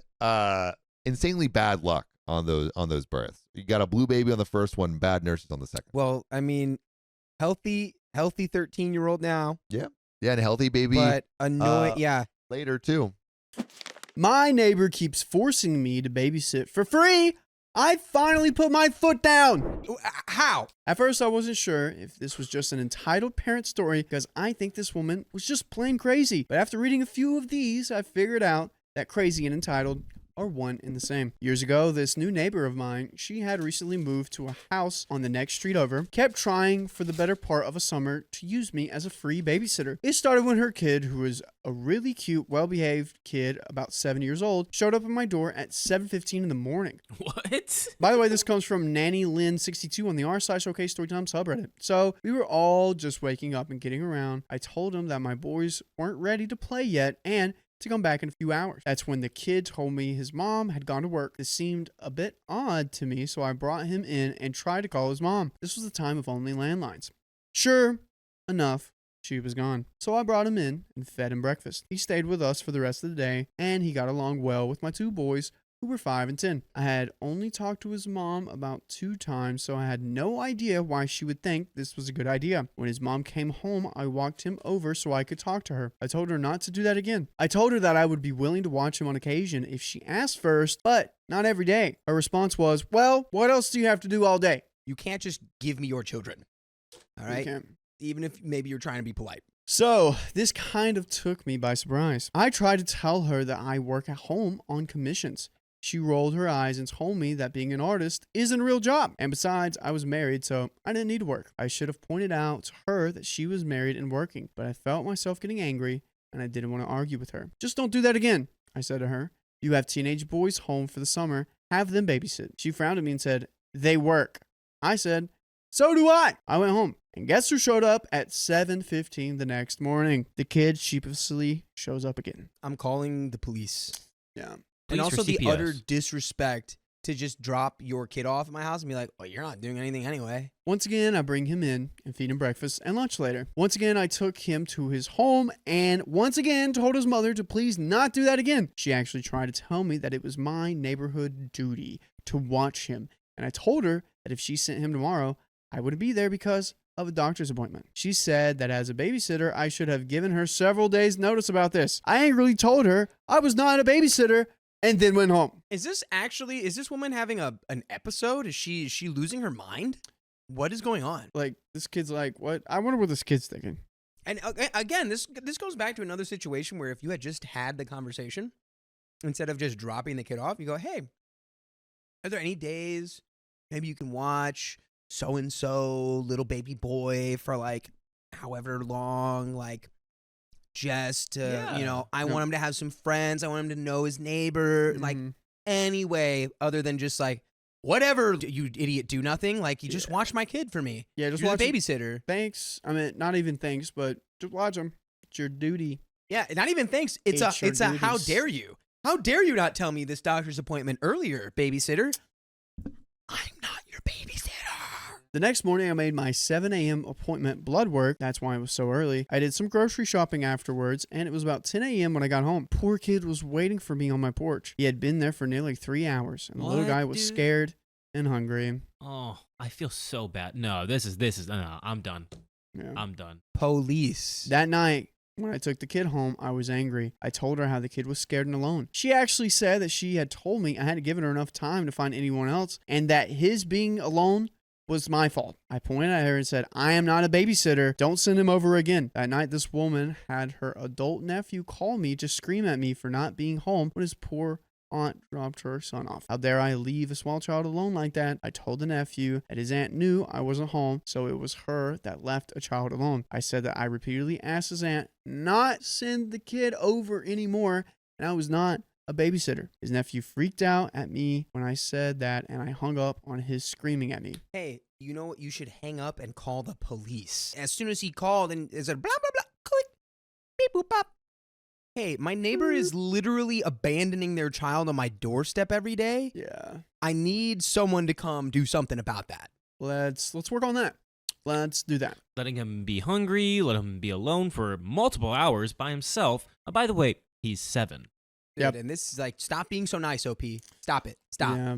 Stop it. This worked for 2 wonderful quiet days. Then right back to it. I tried everything, but this woman insisted that it was my neighborhoodly duty to babysit and would tell me as much. Finally, I decided that to solve the problem, I would just get a job outside of my home. That way she would have to stop. Girl. What are we doing here? I was too much of a pacifist back then. I no longer am. I landed an interview for a position at the local library, and I was ecstatic. I told the woman to keep her son home because I had arranged for my kids to stay with their grandma while I went to this interview. The next morning, I drove to my mother-in-law's house and took my kids inside. When I went to leave, I found this woman's kid waiting for me in my car. What? She actually followed me there and put her son in my unlocked car What? and then zoomed off while I was dropping off my boys. Cops, police. That is insane. Wow, I might just adopt the kid out of just being sad I for would him now too. at this point. Oh, man. My yeah, kid, you it seems can't like come it's in. my kid now. I'd be like, don't come home. Just stay here. Just stay here, dude. I guess I'm your Well, mom this now. woman's What the crazy. heck? She's probably going to call the cops on her and be like, she took my kid from me. And guess who It's we asked? way past The time kid. to call the cops. Way past time. My mother-in-law was the most flexible person in the world. She immediately refused to watch an extra kid. I had to cancel my interview. I was livid. I toyed with several ideas at this moment. I could take the kid to the job or leave him with her. Or should I call the police and CPS? Yes. I really wasn't sure how stable this woman's job was, and I didn't want her to get fired. And when I went to go call CPS, I chickened out because it really wouldn't be fair to the little boy. Besides, I had heard really scary stories about CPS. In the end, I just waited for her to come home. I left the boy at my house with my hubby. I planned on doing a lot of cussing, and I stormed over to her house and met her before she even got out of the car. I shouted at her. I told her she was dense, stupid, moronic, and crazy. Wow, you hit her with all the craziest curse words you could think of. I told her that she had lost me my job interview, and if she sent her kid over to be watched again, I was going to call CPS and the police. I told her that she was violating my space, and if it took going to court to get her to knock it off, then so be it. Then she put her hand on her hip in the most snotty tone. She said, well, if you didn't want to sit with him, all you had to do was tell me. My head would. She put some threat behind it. Put some bite to it. I really do not know how I kept from punching her right then and there. This comment was so signed. I turned on my heels and started stomping home when I saw her husband pulling up. Now, this was the first time I'd ever met her husband. He worked at a job that only allowed him to be home on weekends. I can't blame him. I wouldn't want to be around her either. But when she saw him, she turned tail and ran into her house. He saw that I was upset and asked me what had happened. I told him all of it, especially the incident at my mother-in-law's. Poor man was shocked. He had been told that I was being paid, and he had been giving her money to pay me. Oh. He had no idea all this had been going on, and he was very, very apologetic over the whole thing. In fact, he apologized again to my husband when he came over to pick up his little boy. He knew she was in trouble. What an absolute shocker. She knew she was in trouble. Dude, now I'm smiling now because this is so funny. It's karma. Oh my god. Like, I mean, just the mental image of like, he comes home, she knows that he's about to find out the truth. She just runs back inside to the house he also lives in.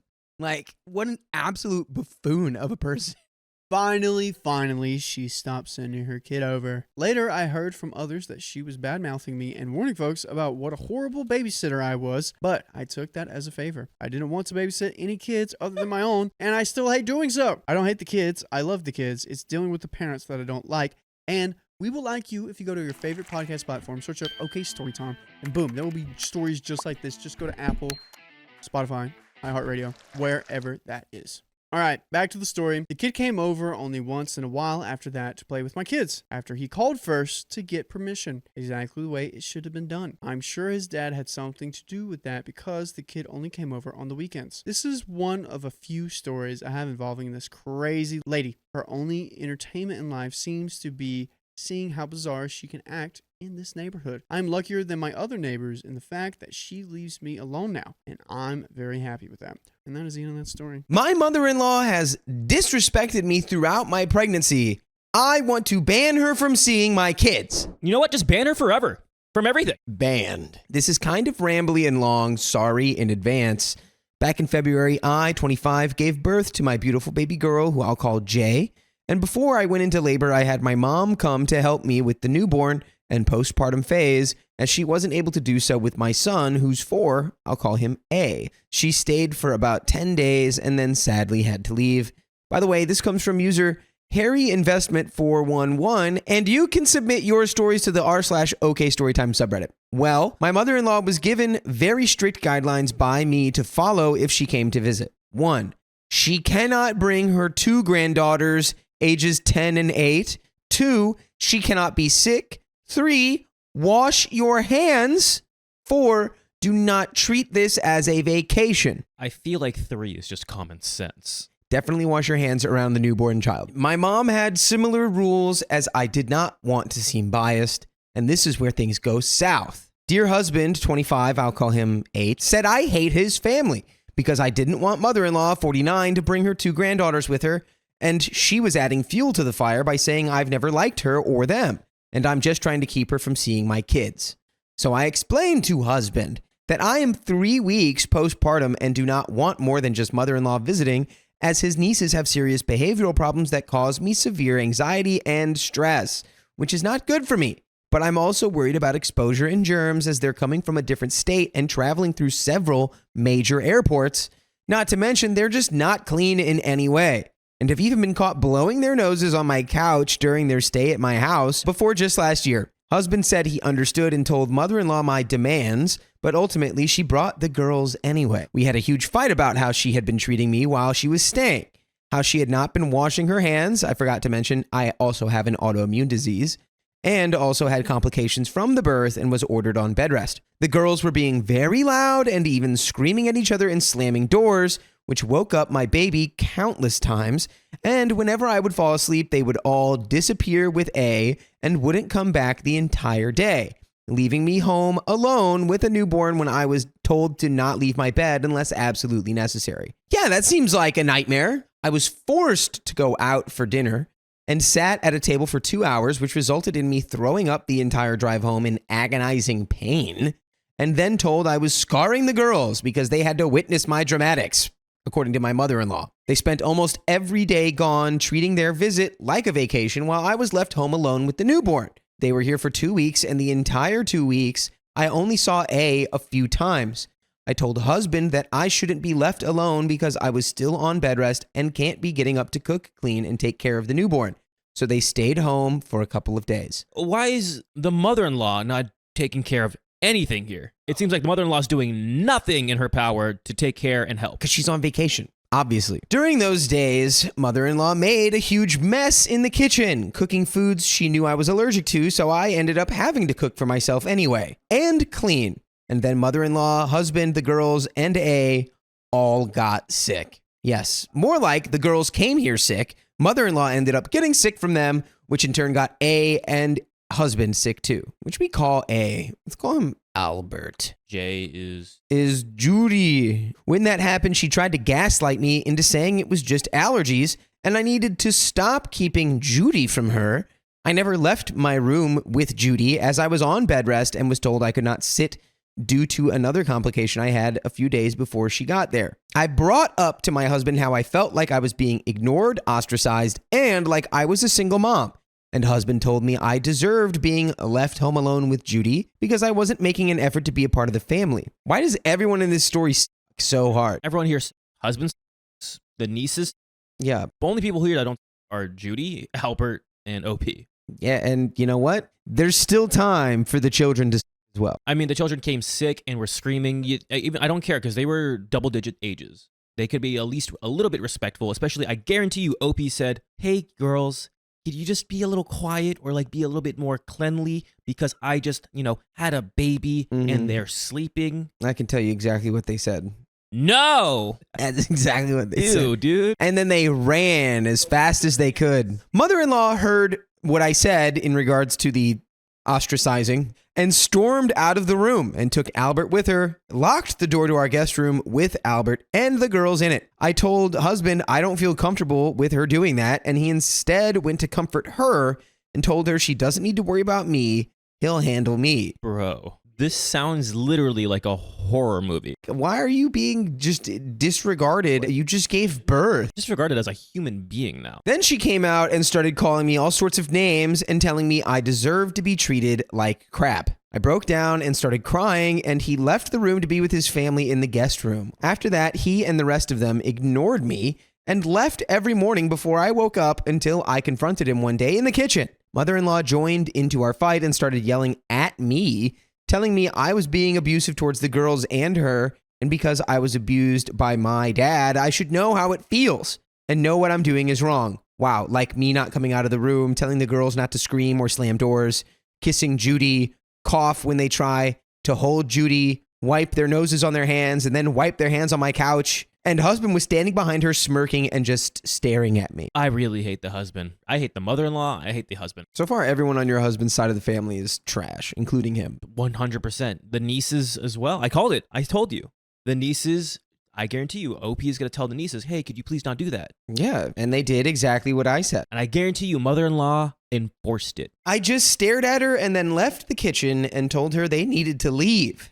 When they came back, mother-in-law came over to me and grabbed my shoulder, then got in my face and said, sorry I yelled at you. What a way to apologize. Yeah, with the most condescending tone, and rolled her eyes, then left and sat in our front yard with Albert and the girls. Husband came in a short while later and just stared at me and then left when I didn't say anything back to him. What? The entire time they were here, they disrespected me, left dirty underwear in the hallway and guest room all over the floors, and mother-in-law left nasty smelling pads all over the bathroom floor. So when they finally left a few days after her fake apology, she hid a pair of her dirty underwear in the guest room and left her pads in the bathroom. Never interact with these people again. When I talked to husband about everything that transpired, he and I finally talked things out, and he realized how much of a butthole he was, but didn't apologize, and then excused his mother's behavior as that's just how she is, and said her apology was genuine. She's just an abrasive person. I told him I would no longer have contact with mother-in-law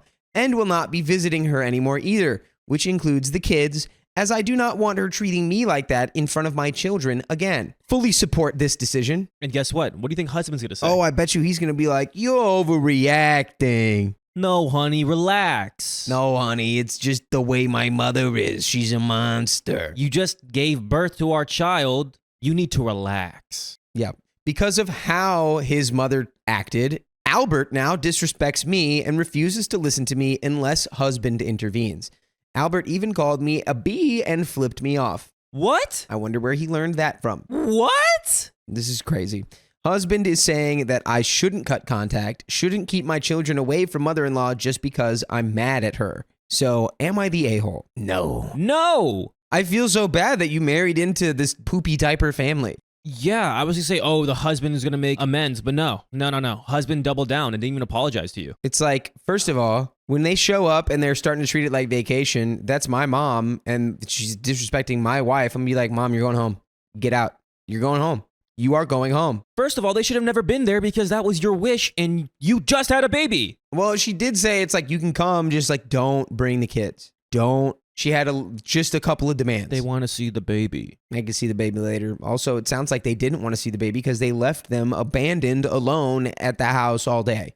I feel so bad for OP. Let's get into the update. I plan on talking to him, my husband, again tomorrow since I also want to ask him about the texts I read. I've currently changed everything on my social media so she can't see my pictures of my children, but I didn't block her so I can still see if she's posting things about us, as she posted a very snide post on Father's Day that was a dig at me. So I want to retain what connection to her I do have to save every piece of evidence of her mistreatment towards me. She has full custody of her 2 granddaughters, as their parents were both abusing substances. She is married, but daughter-in-law was busy at the time. Daughter-in-law has never once been rude or mean to me in any way, and surprisingly has taken my side before. She has gone on several vacations for weeks before and left them with extended family before, which is why I suggested waiting until they were able to take the girls. But she insisted on coming as it was spring break, and I was trying to exclude her from an important time in our lives by making her wait. Oh, so she's selfish. I mean, we already knew that. You had a baby, but this is about us. Oh, this is actually all about us. It's spring break! Spring break vacation. We cut my mother-in-law off when I got pregnant with my son Albert back in 2019. We lived long distance for about 2.5 years before we got married, and I took another year before I moved in with him. I ended up getting pregnant pretty much right after I moved in. When she found out I was pregnant, she told him I was cheating on him and left our home state pregnant and that our son was not his. She's always had it out for you then. Yeah. Husband ended up cutting her off while I was pregnant with Albert, as I had been having horrible complications during the pregnancy and he was having to be my caretaker. So when she was saying I was pregnant because I cheated and a lot of other things, he cut her off, and his dad was the one that ended up talking him into letting her back into our lives after Albert was born. The reason why my husband and I didn't divorce was because he didn't treat me like this my last pregnancy, and he even cut her off for me. So when this happened with my daughter, it took me by surprise, and I didn't know how to react. I have many people saying I'm spineless for letting it happen to me, so I wanted to address those comments as well, which that's ridiculous. You were literally ordered to be in bed. You weren't in a place to fight any of these people. Yeah, why are people calling you spineless when you already made your demands or your wishes at the very beginning of the story, and none of those were granted? No one respected it. Your husband is an a-hole. After Judy's birth, I had several complications which caused me to be put on bed rest, one of which being my uterus prolapsing and having to have a procedure done to put it back in properly and do physical therapy. Dude, you can't catch a break. I was in tremendous amounts of pain during that time, so I was unable to do much of anything, much less voice any concerns of mine, as I could barely talk without wanting to puke from the pain. I wasn't able to have pain meds because I fed Judy, so the doctors did not prescribe me anything to help with the pain besides ice packs. I was unable to stand up for myself because I honestly didn't even have that energy or mental capacity to do that, as taking care of my baby and my body being riddled with pain were the only things that occupied my mind. Husband's attitude and how he treated me came as a complete shock, and I didn't know how to process anything he had said or done. I grew up in a very abusive family, and my mom and I were lucky to escape with our lives. I mentioned earlier that my mother-in-law had brought up my past abuse when she was yelling at me while my husband just stood there and smirked. So that honestly made me just shut down. Oh, dude, with that too? Yeah, I just want to let anyone who's listening to this know, like, if this is like, oh, this has happened to me, like, you do not have to stand for that, and you deserve better. Your mother-in-law used your trauma as pretty much a weapon. The husband smirking is what's getting me. That really pisses me off. He flipped sides back to your mother-in-law. He already put his foot down. He would know how to put his foot down already. Just a trash situation. By that time, I was just exhausted. Husband had always been supportive of me and had stood up to her several times before this whole situation happened. So I had an inkling that mother-in-law was doing something behind the scenes. I'll be posting another update shortly, as while I was writing this one, husband and I were having a discussion that ultimately brought lots of things to light. And here is that update. So, husband and I had about a 3.5 hour talk last night. He admitted he did a lot of things wrong and apologized for all of it. I don't take the apology. I mean, well, thank God he's at least like doing that. But yeah, that doesn't make it better. Like, I need more than that. Yeah, way more now. He said he was listening to what mother-in-law was telling him and thought that I deserved how they treated me because mother-in-law was in his ear the whole time. What? What? I'm sorry, you're a full-grown man and you can't think for yourself? That's the lamest excuse I've ever heard. It's like, oh, sorry, my brain was totally turned off. My mom was doing all my thinking for me. That's almost as equally big of a red flag as like the way, like I would have almost preferred that you, I don't know, we're just like, yeah, I was just in a bad mood, so I was treating you bad. Take accountability, a-hole. Yeah. Ugh. My mom made me do it, bro. My mommy made me do it. Shut up. He also admitted that he was enabling her and at the time thought I was being a witch because I was being rude to them by constantly telling them I needed the girls to, quote, stop being kids because they would be screaming in the house or playing too loudly, as well as saying they couldn't go places because I needed help at home even though they thought I was perfectly fine. Since they saw me up and about to get food or water?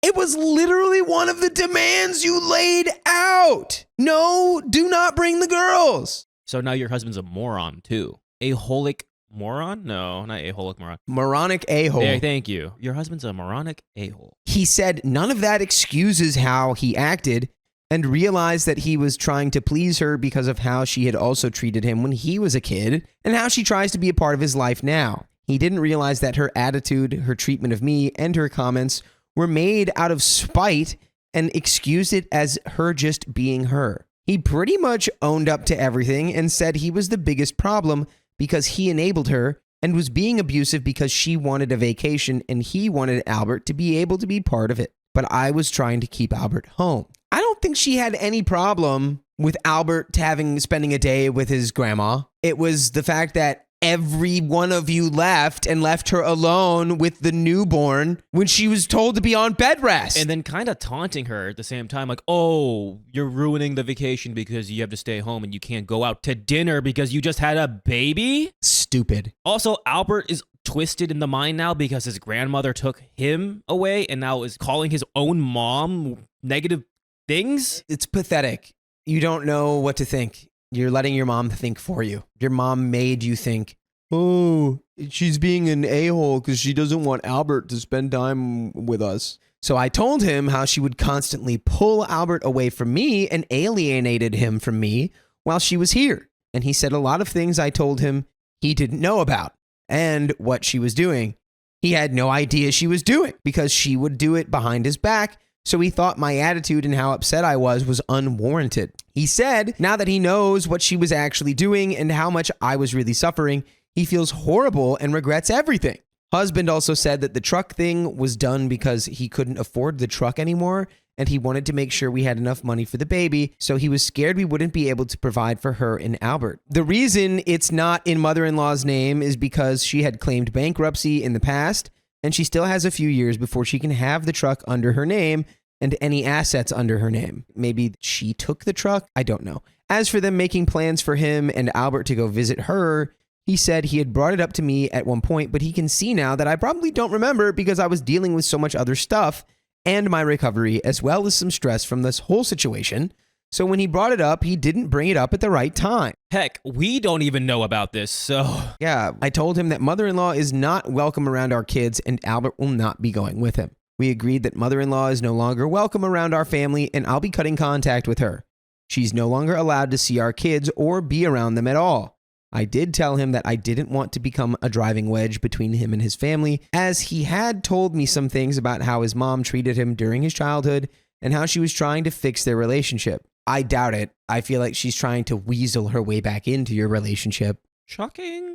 I said he could have contact with her, but she will not be near me or my children. He said that he'll be going low contact with her as he realized she hasn't changed. And until she can genuinely apologize for how she was while she was here, he's not going to take her words at face value or believe her anymore. We will also be going to counseling as her treatment of me brought up a lot of past trauma and even caused some problems between me and husband, as well as behavioral issues with Albert. I can't believe that this would cause issues with your husband. Said it earlier, yeah. It's like your husband became your number one enemy. Your husband was reveling in the fact that you were like... You were being called out by his mom. Yeah. He was basically like rubbing his hands together that she has to be home alone in pain, taking care of the baby. She's getting yelled at by my mommy because she deserves it. She's getting put in her place. Bro, you... His husband doesn't deserve you, OP.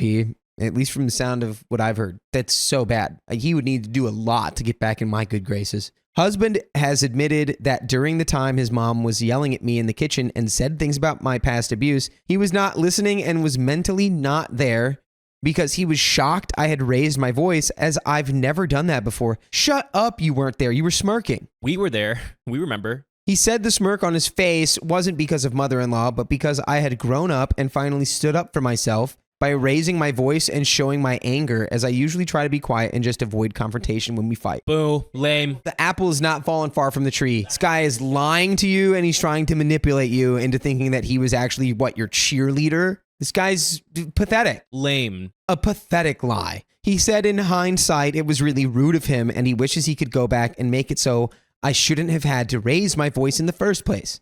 Husband thinks that it's pointless to confront his mom about what she did to me when he was in another room or when she thought he couldn't hear, as he knows she will only deny or gaslight him and try to manipulate him into thinking I made it up. So he's just going to tell her our agreement on contact with her. My parents know of the whole situation and came to help us with the house and for Albert's birthday. I think having them here has helped Albert's attitude and behavior as well, because he saw how my parents were not letting him get away with being treated that way, as well as how they treated me. Now he's back to being his usual sweet self, and every now and then has his moments, but we're working through them together. I don't hold how he was treating me against him, as he is just a child and had such bad examples. Monkey see, monkey do. And speaking of doing, I want you to do something. I want you to listen to full episodes with stories like this. All you have to do is go to Spotify or Apple Podcasts or wherever you get your podcasts and search OK Storytime. And there you will find a near limitless selection of full episodes with stories like this. And we're still adding to it to this day. Daily. Tomorrow. We are adding daily. The next day. So before we finish the story, what do we do here as OP? It's complicated. You just had another child. You already have a child. A lot of people are going to jump to you need to leave this guy. And it's well, I think there needs to be, at the very least, an extremely serious conversation where it's hey, this cannot happen ever again. And it looks like that's the point in case right now. But I think OP deserves a vacation. After she gets some rest, actually gets to hang out with the baby. Actually, just the kids. Just get some relaxation, get some time to herself. But I think husband needs to make and show, how much he cares and loves and how much he messed up by giving her an actual vacation. He needs to take action and go above and beyond. And I think that needs to be part of the conversation where it's dude, what has transpired in the last week has made me seriously doubt the logistics of this relationship. You as a husband, you as a father, you as anything in this family is on just thin ice. Yeah, and it's all it takes is 1 week with your mom, and all of a sudden now you're my number one enemy. You're my opponent now. You've turned her against me. How do you let your mom convince you that your bedridden, postpartum wife is actually just being an a-hole? With everything that OP told us. Don't you see her standing up, getting herself food and water so that she doesn't literally die? Why aren't you doing that? Yeah, maybe you should be getting the food and water. Look at her, thinking she's so cool, getting her own food and water. She's fine. Let's go to the aquarium. I think it's the phrase actions speak louder than words, and I think it's going to take a lot of action here to speak louder. Just be honest. Own it. God dang. All right. Let's finish this story. Things came out about his mom and his past, which are not mine to share, but that past played a role in what happened. I signed him up for individual therapy and us for counseling. I'm not excusing or condoning his behavior, but I haven't left him because I knew there was a driving force behind it all. Yeah, I think that's another good point. It's this is clearly, there's a traumatic relationship there between the husband and his mom that has been the catalyst for this behavior. It comes from childhood. Things are complex. I'm glad OP can see that. But still, he needs to make up for it. I told him he has one last chance. And if this happens again, me and the kids will be gone. Thank God.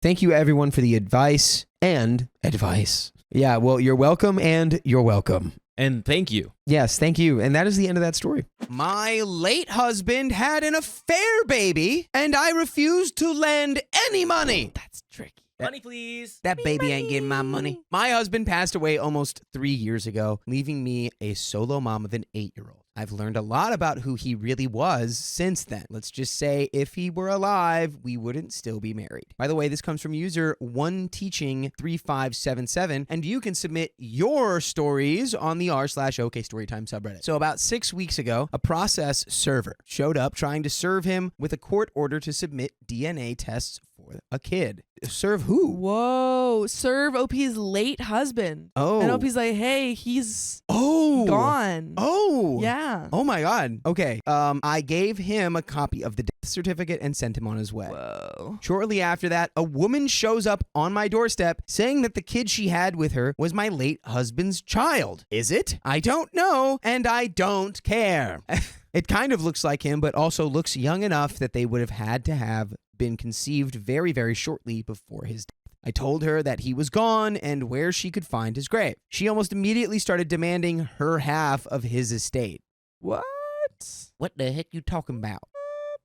I laughed and told her that half of nothing was nothing, and she was welcome to that.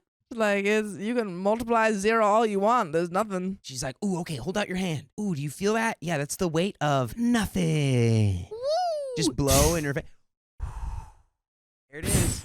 A light breeze is all you will receive. Where I've been informed that I might be the a-hole is that while it's true there was no estate, there were assets that passed outside of probate. One of these assets was a rental property that his parents gave us years ago, deeded with him and I as joint tenant with rights of survivorship. In short, it became mine when he passed. I've already sold it, and that will be the money that sends my kid to college. Legally, I'm good. I've already talked to my attorney about this. And while I do feel bad for the child, I also have a child of my own to look out for. I'm going to edit this to answer a few questions that I've gotten. No, there was no will in place for him. In my state, intestate inheritance laws say that if the only heirs are me and my child, then the first $50,000 of the estate go to me and my child gets half of what's left. If this does turn out to be his child, then half of the estate would go to me and half to the children. So my child would get 25% and the other child would get 25%. We are good. Okay, yeah, so this is not We a did not copy. read this. However, that is a moot point because his estate was literally an empty bank account and $40 in cash. She's like, okay, you get $10, my kid gets $10, and I get 20. Yes, and we're going to take a time machine back to the 1700s so they Yeah. can buy a house with that. Woo.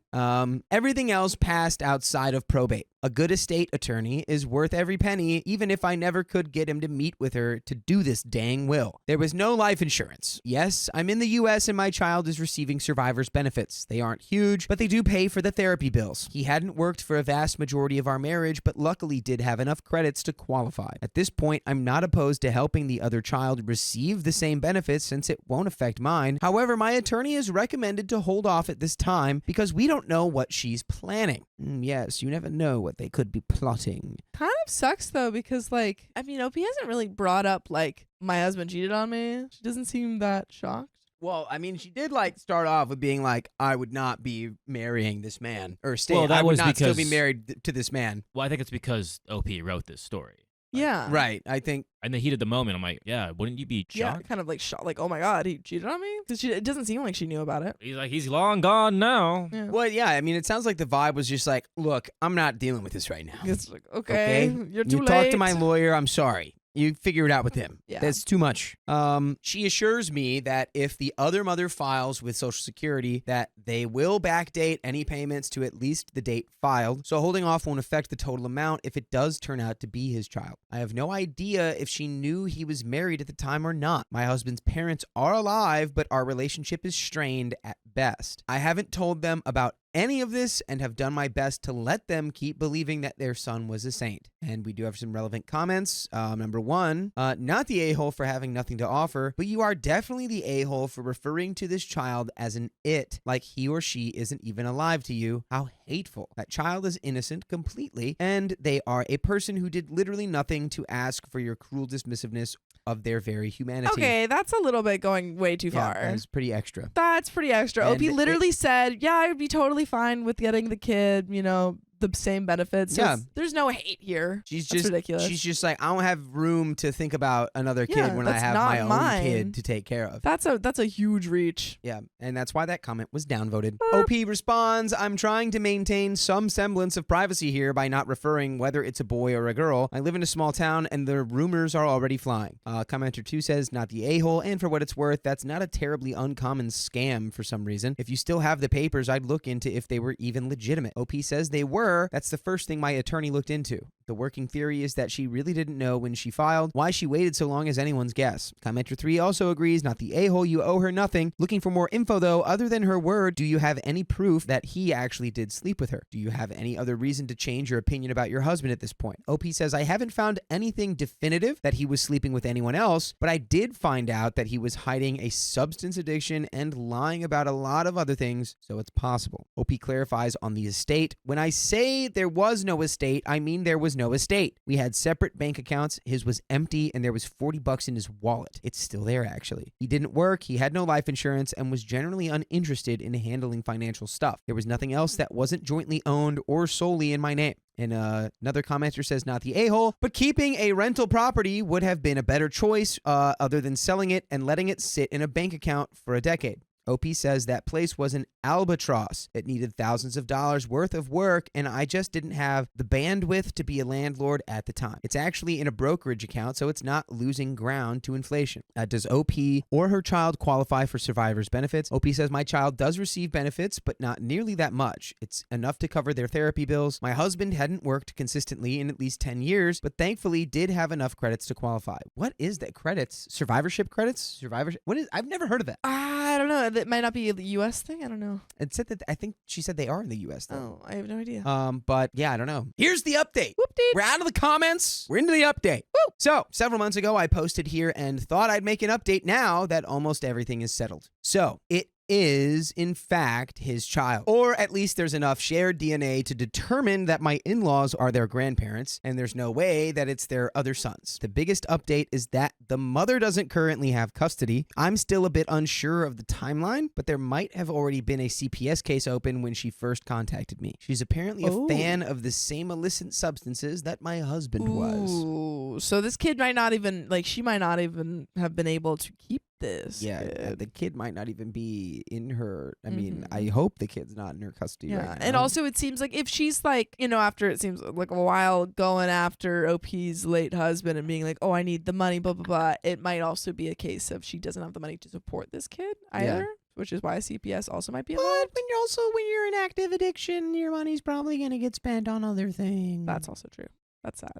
Anyway, so that would explain how she met my husband. Unfortunately, that means that the child is now in foster care. My in-laws were not deemed an appropriate placement, and I won't do it. I have been working with the caseworker with regards to getting Social Security benefits for the child. In my state, survivor benefits offset any child support obligations, so even if there was an estate, the Social Security benefits most likely exceeded the amount he would owe based on his work history prior to death. This hasn't affected my own child's benefits. By the way, I just want to let you know that you can listen to full episodes with stories like this. All you need to do is go to Spotify or Apple Podcasts or wherever you get your podcasts from and search OK Storytime. And do it. And there you can peruse. Do it. Through our entire catalog. There is a little bit of story left, but before we finish up, this is a very specific situation. Would you take in the child? Probably not. Yeah. I mean, this is, I guess you have to think about it a lot, but this is not, you have no relation to this child. The child doesn't know you. You're already trying to take care of your own child and stuff, and it seems like you haven't received any money from your late partner. So I think it would probably make everyone maybe worse off. Yeah, it might. It doesn't sound like the situation is oh, I'll take the child in. Yeah, it's you already low-key hate your husband. Yeah. And now this is just a reminder that he had an affair. Yeah. So it's you shouldn't take in the kid, especially if you're going to actively hate it. Yeah. Which you might, given... Or even just the resentment. You don't want that. It's not helpful for the kid or you. Actively resent. I think just figuring out how to get the kid the benefits is enough. Yes. I think that is a pretty big move for you to do. Yeah. So let's finish this story. I still haven't exactly determined what I will do with this information going forward. I have set aside some money in an online savings account, but it's still in my name. Until the mother's rights are completely terminated or the child ages out of the system, I don't want anything that would possibly give her access to it. I will also eventually have to tell my child that there is a sibling out there. I've been through the ringer over the last couple of months, and I'm just so effing mad that I'm still cleaning up my husband's mess. And that is a good point. I didn't even consider that. The child will have to know that they have A sibling, yeah, half sibling. Getting tricky. We got some relevant comments here. Does OP's husband have any siblings that could take the child in? OP says there are 2 siblings. Both of them are out of state. His brother is single in the military and isn't a good option. His sister is, let's just say, militantly child-free. There are a couple of cousins that might be suitable eventually. I'm not really sure what's going on with that process because even though I'm friendly with the caseworker, I'm also not related to this child, nor am I a licensed foster provider, so there are limits to what she can tell me due to privacy. And why can't OP take the child in? So OP says, I won't go as far as calling them a burden, but I'm in no position to take on another child and have taken measures to prevent that. I already feel like I fail my own child on a weekly basis, which, hey. OP's a single mom. That's tricky.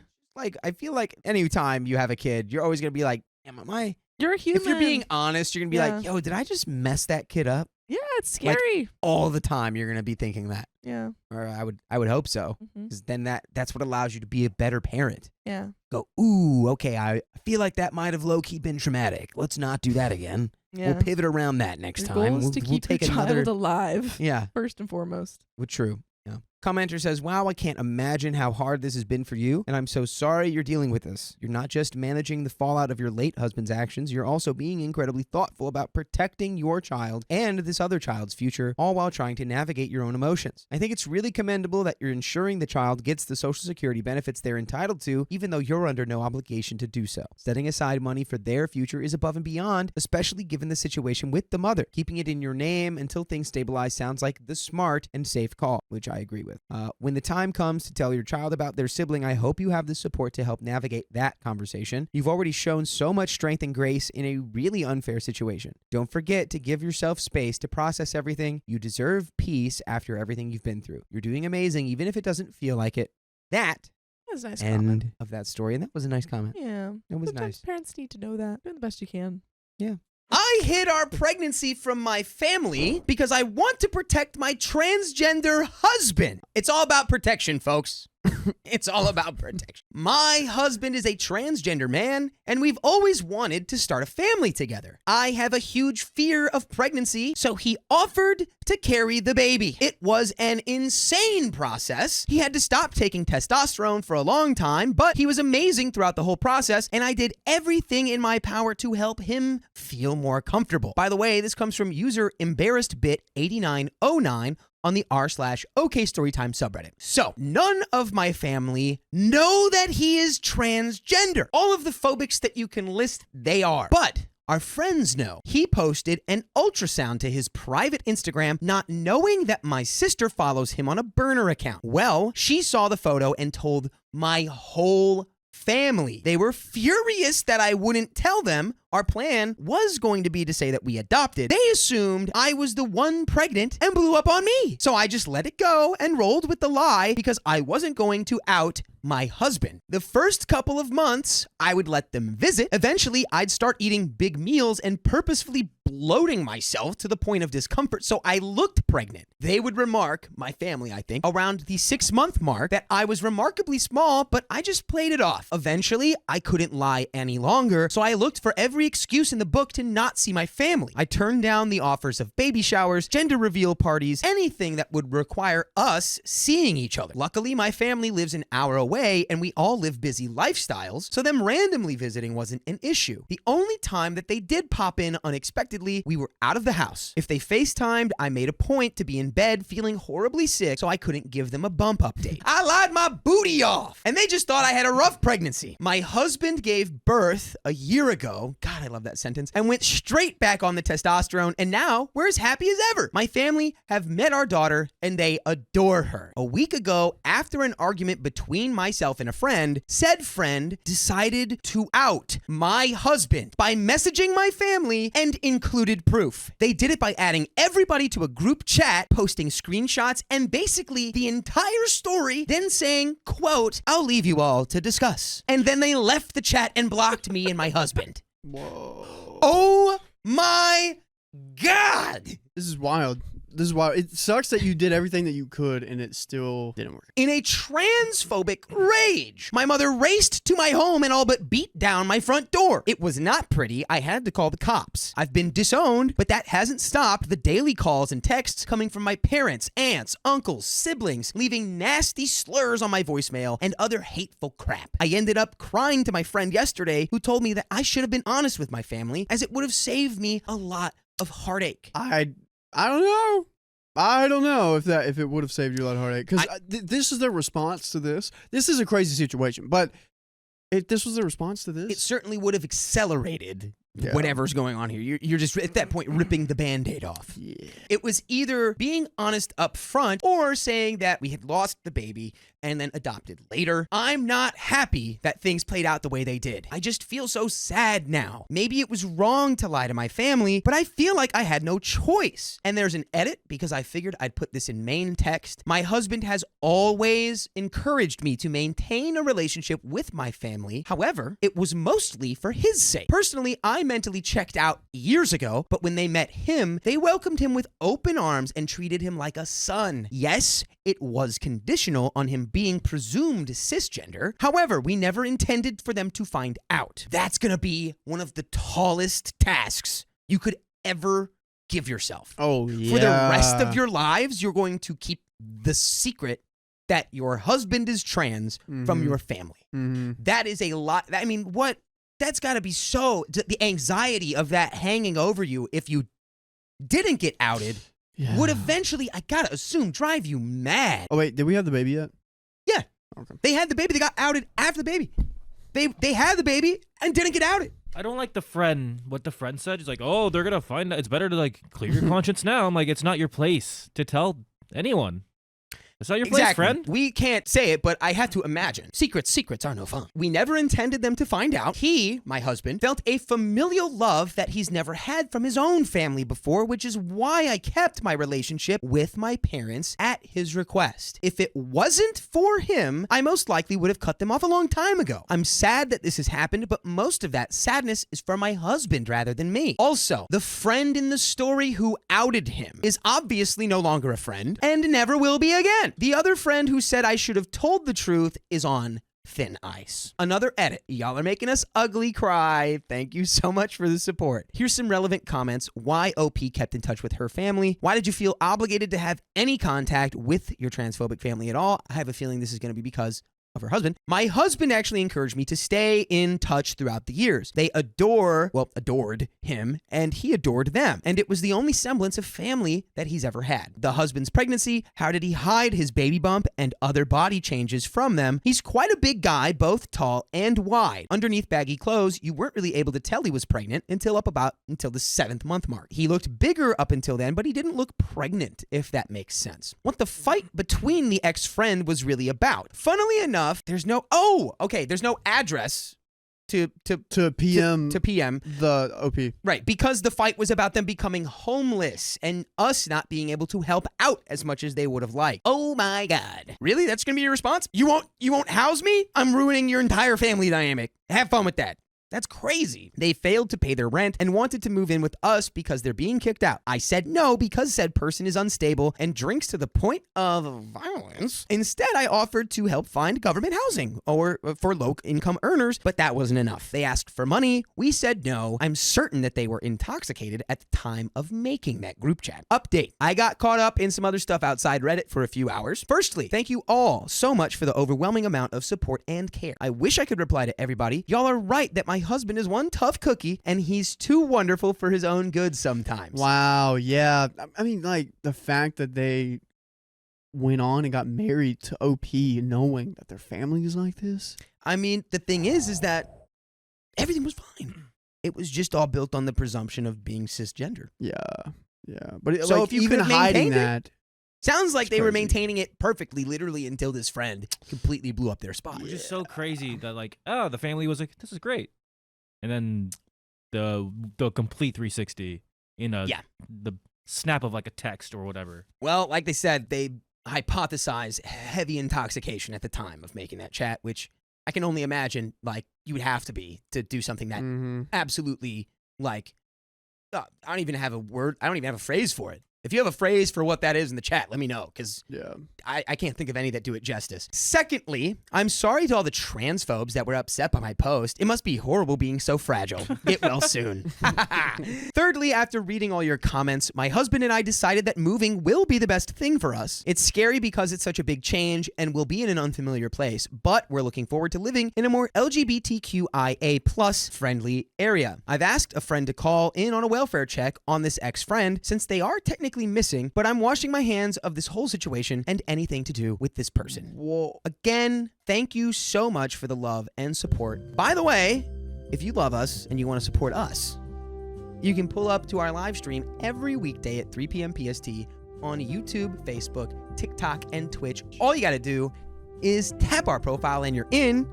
And if you're watching this in the future, we might be live right now, but don't go anywhere because we're about to finish this story. Why is a friend missing? That's kind of weird. Well, I mean, they were, they have become unhoused and have clearly have maybe a problem with drinking, so they've gone AWOL. Yeah. So I mean, what are our thoughts on the process here? I like the steps they're taking. Moving will probably be the safest thing to do if your family reacts like this. Yeah. Also, from what I remembered, the family dynamic is not even healthy in the first place. Definitely not for, I mean, once you're outed as not cisgender, 100%. I mean, and just even if I've got to imagine that was going to eat away at you a little bit, even if at first everything's great and they love you, knowing underneath that surface that if they did know the reality of the situation, that they would get so nasty. It's like it would probably wear at you. I can't imagine it wouldn't. But hey, you're better off this way because honestly, living a lie is always hard, right? A lot of people, especially now, it's like there's an emphasis on trying to live your truth as much as you can, and I feel like you're almost doing a disservice to yourself by staying in this household where you're not allowed to be who you are. Even though it probably felt really good because OP's husband didn't have that sort of connection from his own family. But anyway, let's finish this story off. Hi, all. It's been over 3 months since my post blew up on AITAH. I messaged the mods for approval for an update, but unfortunately that was not possible due to the controversial nature of my original post, and I completely understand. First, thank you all for the support. Absolutely blown away and never expected for my first post to blow up as much as it did. Secondly, my husband, baby, and I are safe. Nice. We moved about 3 hours away from our old place, and we're very happy. We have lots more space, which is a blessing and a curse. A blessing because I can finally have a home studio now, and my husband has enough space for a workshop. A curse because there's more rooms to clean. Baby is thriving. Ooh, yeah. Right. We've made new friends too. Some who have babies around Bub's age. Husband and I are missing my family despite everything that has happened. We've cut contact and I don't know if we'll ever be ready to reestablish that contact. It hurts and it sucks, but I know it's for the best. My sister has tried reaching out, but my parents are too stubborn. And that is the end of that story. My husband asked if our son is really his. I don't think I can forgive him. Don't do it. This is a throwaway account because I don't want my husband to see it and I need to let it out somewhere. My husband, male 26, let's call him Mark, and I, female 24, have been together for 5 years, married for 3, and have a 2-month-old son together. By the way, this comes from Deleted, and if you want to submit your own stories, go to r/OKStorytime subreddit. So, our relationship, like any other, has had its ups and downs, but we have always been faithful to one another, and I have never had any reason to doubt his loyalty to me or our marriage. We met in college and became friends very quickly. We started dating around 6 months into our friendship, and I have been madly in love with him since. Mark has been the best husband and dad, and I feel more in love with him every time I see him interact with our son. He is always sweet and thoughtful, and he's been my best friend the entire time I've known him, and I'm so taken aback by this situation yesterday. We have always kept our relationship troubles private and try to solve our problems between each other. We don't bring others into our disagreements in order to make sure that we aren't influenced by their feelings. So neither my parents nor his know about this, and I have nobody to talk to. I have never experienced feelings as I am now, and I don't know how to sort through them. Yesterday, I was feeling sick, so I decided to take our son with me to take a nap while Mark was working from home. I woke up to our baby needing a diaper change, but I was still feeling rough, so I asked Mark, who was taking a break from work, if he could change him for me before going back. He came in sweetly as always and took care of him for me. This is where things caught me by surprise. While changing his diaper, I was laying in bed and Mark asked, "He's for sure my son, right?" Oh, he's actively changing diaper. He goes, "He's for sure my son, right?" We have always talked about not making jokes that would call anything in our marriage to question, such as not joking about divorce or anything like that. The funny thing is I don't think that he's joking. Ugh. We find jokes like that are not appropriate and always make the conscious decision to stay away from them. So when he asked that, I assumed he was joking and I was surprised and instantly hurt. I told him not to make jokes like that. And I got out of bed to get some space from him and drink some water. He followed me out of the bedroom and asked again in a seemingly joking manner. I said, "Of course he is. And I already said I don't like jokes like that. I need you to stop." I thought that was the end of it. And my feelings were hurt still, so I tried to go back to bed and get my mind off of it, but he stopped me. He asked again and said that he had some doubts for some time, including during my pregnancy, and said that our son looked nothing like him, so he needed a straight answer. I was and still am absolutely shocked, hurt, and just confused all around.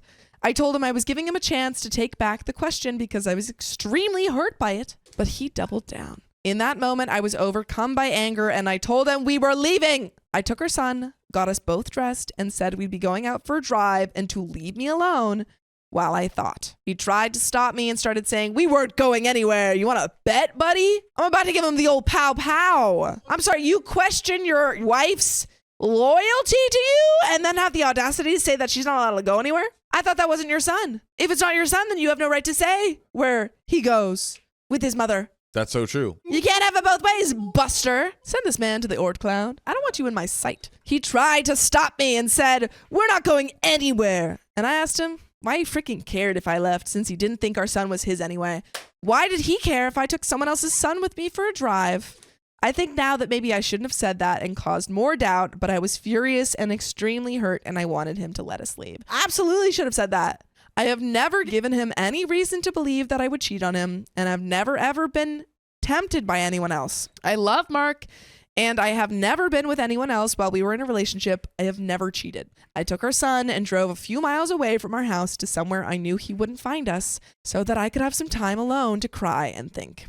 I was gone for about an hour, and when I got home, his car was gone, so I went to our bedroom, put the baby in his crib, and laid back down to try and take another nap, as I was still not feeling well. I cried myself to sleep. I woke up to Mark coming into our bedroom and saying, "Sorry I asked that. I just had to be sure." Really, buddy? Did you really have to ask that? I don't think so. You know what I don't have to be sure of? That this man needs to get the F out of my life. Bye. I don't want to see you sniffing around these parts ever again, Buster. I woke up to Mark coming into our bedroom and saying, "Sorry I asked that. I just had to be sure." I immediately started crying and told him I wasn't ready for his apology and that it was not an appropriate question to ask, ever, as I had never given him any reason to think otherwise. We talked for a bit, and I told him how hurt I was, and he apologized and cried and asked to hold our son, to whom he also apologized, and he let me take my nap while he took care of our son. We didn't talk too much about it after that. We had dinner together, and he talked about other random things, acting like everything was normal. We went to bed, and he cuddled up to me and told me he loved me and apologized again, and I told him I loved him too and went to sleep. I do love him, but I feel I am not ready to forgive him yet. I can't just go back to normal. I feel absolutely betrayed by the accusations in his question, and I don't know what to say or do. He thinks everything is fine now and is talking to me as if nothing happened, but I just can't get over it like that. I feel angry and have acted almost apathetic towards him since our conversation yesterday. I think he can tell I'm not okay, but he hasn't said anything about it, so I think he's just trying to act like everything is normal until I'm over it or something. Get this man to therapy. Lock him in a box, dude. Don't let him escape. We can put a little radiation there, pull a little Schrodinger's man. We don't know if he's alive or not. I don't want to know. Keep him in that box. I don't know if I'm overreacting to this. You're not. And I've pretty much just been on the verge of tears constantly since yesterday.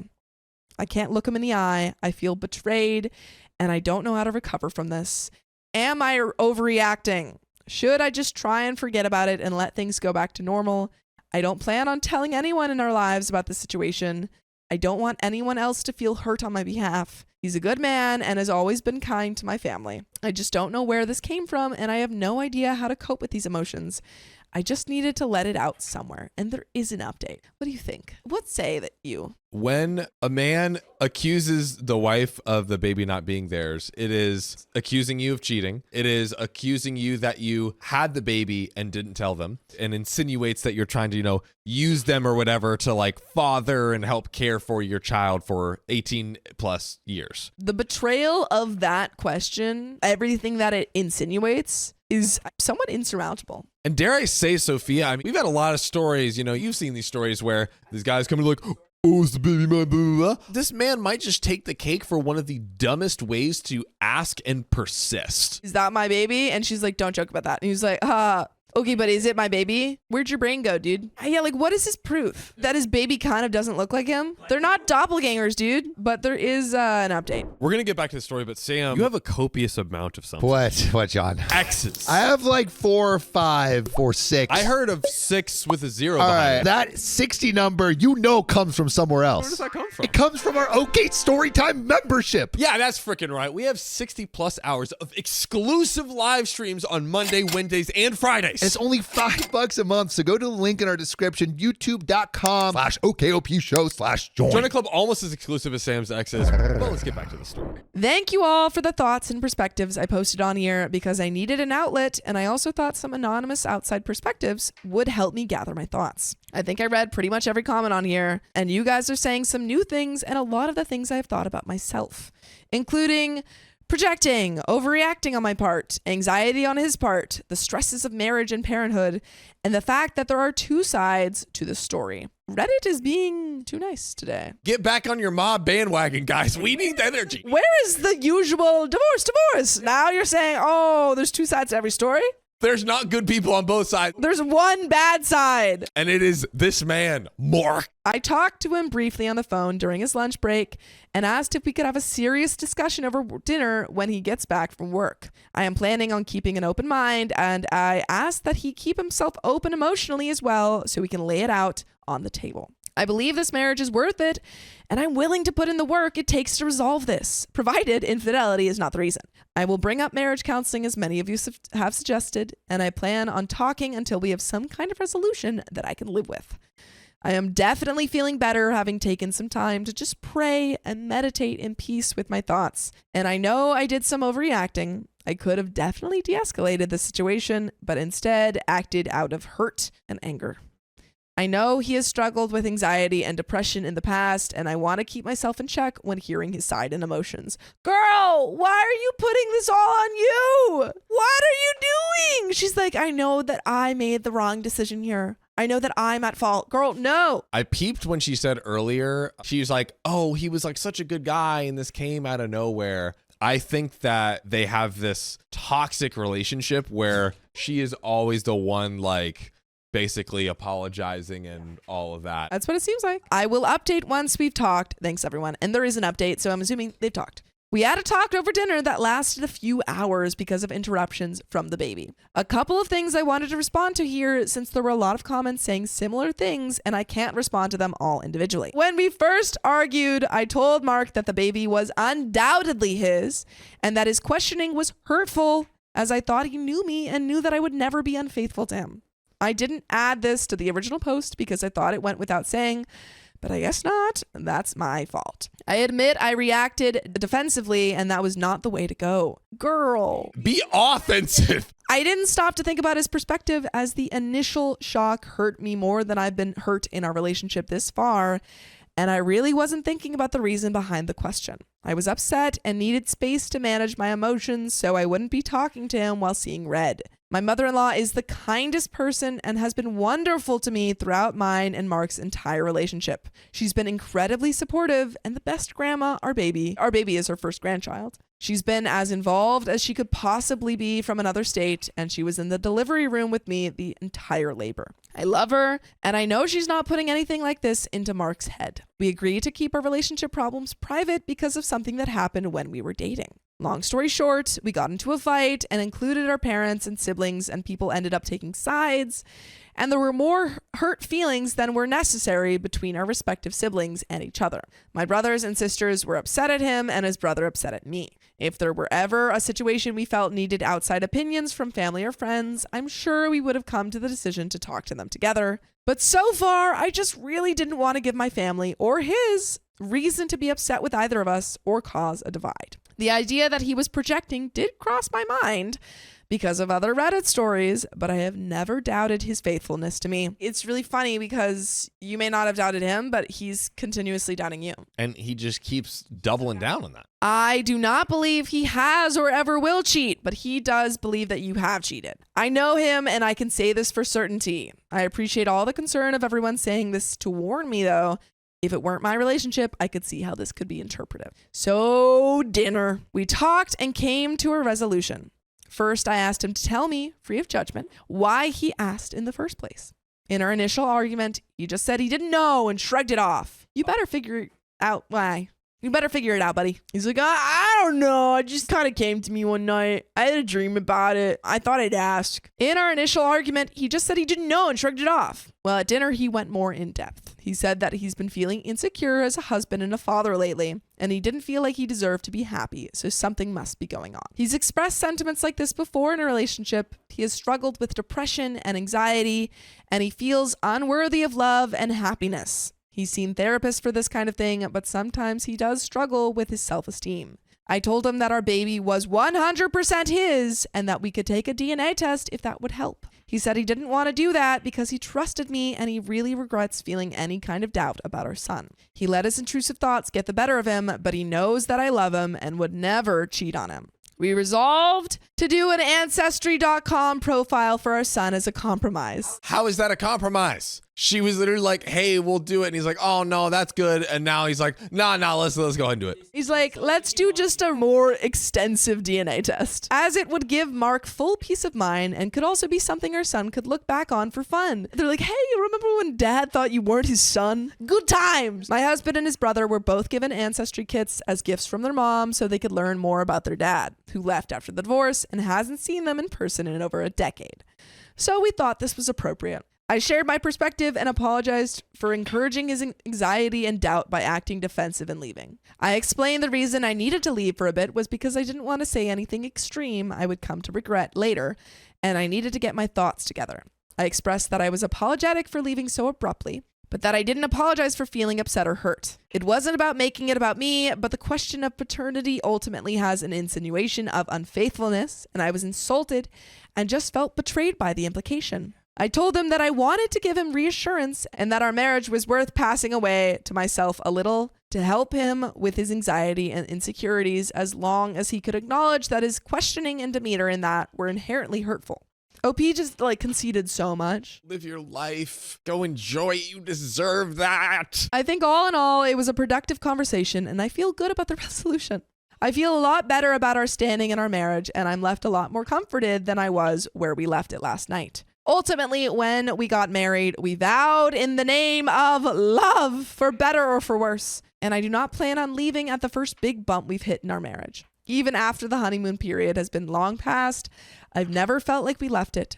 Sure, we've had arguments and disagreements, hurt feelings and apologies, but we've always been able to get past them. This is bigger than anything else we've faced, but that's not a reason to throw everything away. The best things in life are worth fighting for, and we've agreed that we are both in it for the long haul. But you can be in it for the long haul with us by listening to more full episodes with stories just like this. Go to Spotify, Apple Podcasts, or your favorite podcast app and search up OK Storytime to hear more stories like this. There's more to this story. I like how she gave this whole just soliloquy. A whole monologue on this. And then I feel like if he was asked why, he'd be like, meh. He's like, I don't know. I just thought that she might be cheating on me. So I I had that thought and I thought, oh, I should express it right now. It came to my mind and I thought, I'll say it right now. I went to therapy and they told me to express my feeling. And so I expressed this feeling. So I accused my wife of cheating on me. I'm a good guy. Again, I want to say I appreciate all of your perspectives, whether they were calling me out for my defensiveness or in support,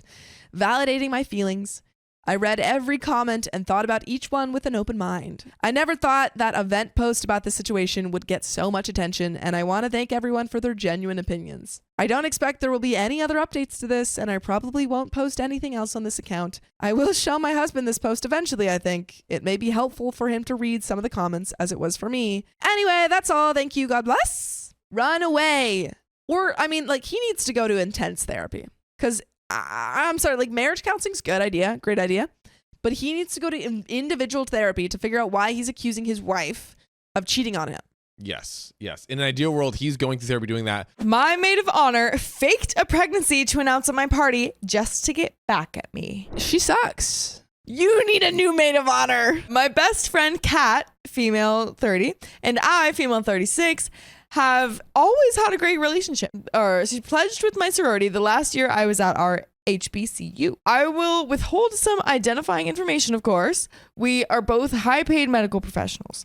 Her boyfriend, male 35, of 4 years, proposed to her on a holiday a couple years ago. By the way, this comes from WTF Queen for you on the r/OK Storytime subreddit. So, background of our friendship. We hit it off right away in school, even though I was older. She's like a little sister to me as I'm the only child. My parents died in a car accident and I was in foster care until I was 18. Whoa. Horrible. Oh my God. Whoa. Due to my high test scores, I got a full ride scholarship and chose to go to my parents' alma mater. Excuse any typos, I can't find my glasses. Oh well. We stayed up studying, and when I graduated, I basically mentored her and pushed her to complete her master's. She's amazing. My girl also introduced me to my boyfriend of 2 years, Eric, who is male 40. So back to the story. We were excited for her upcoming wedding, started planning like immediately.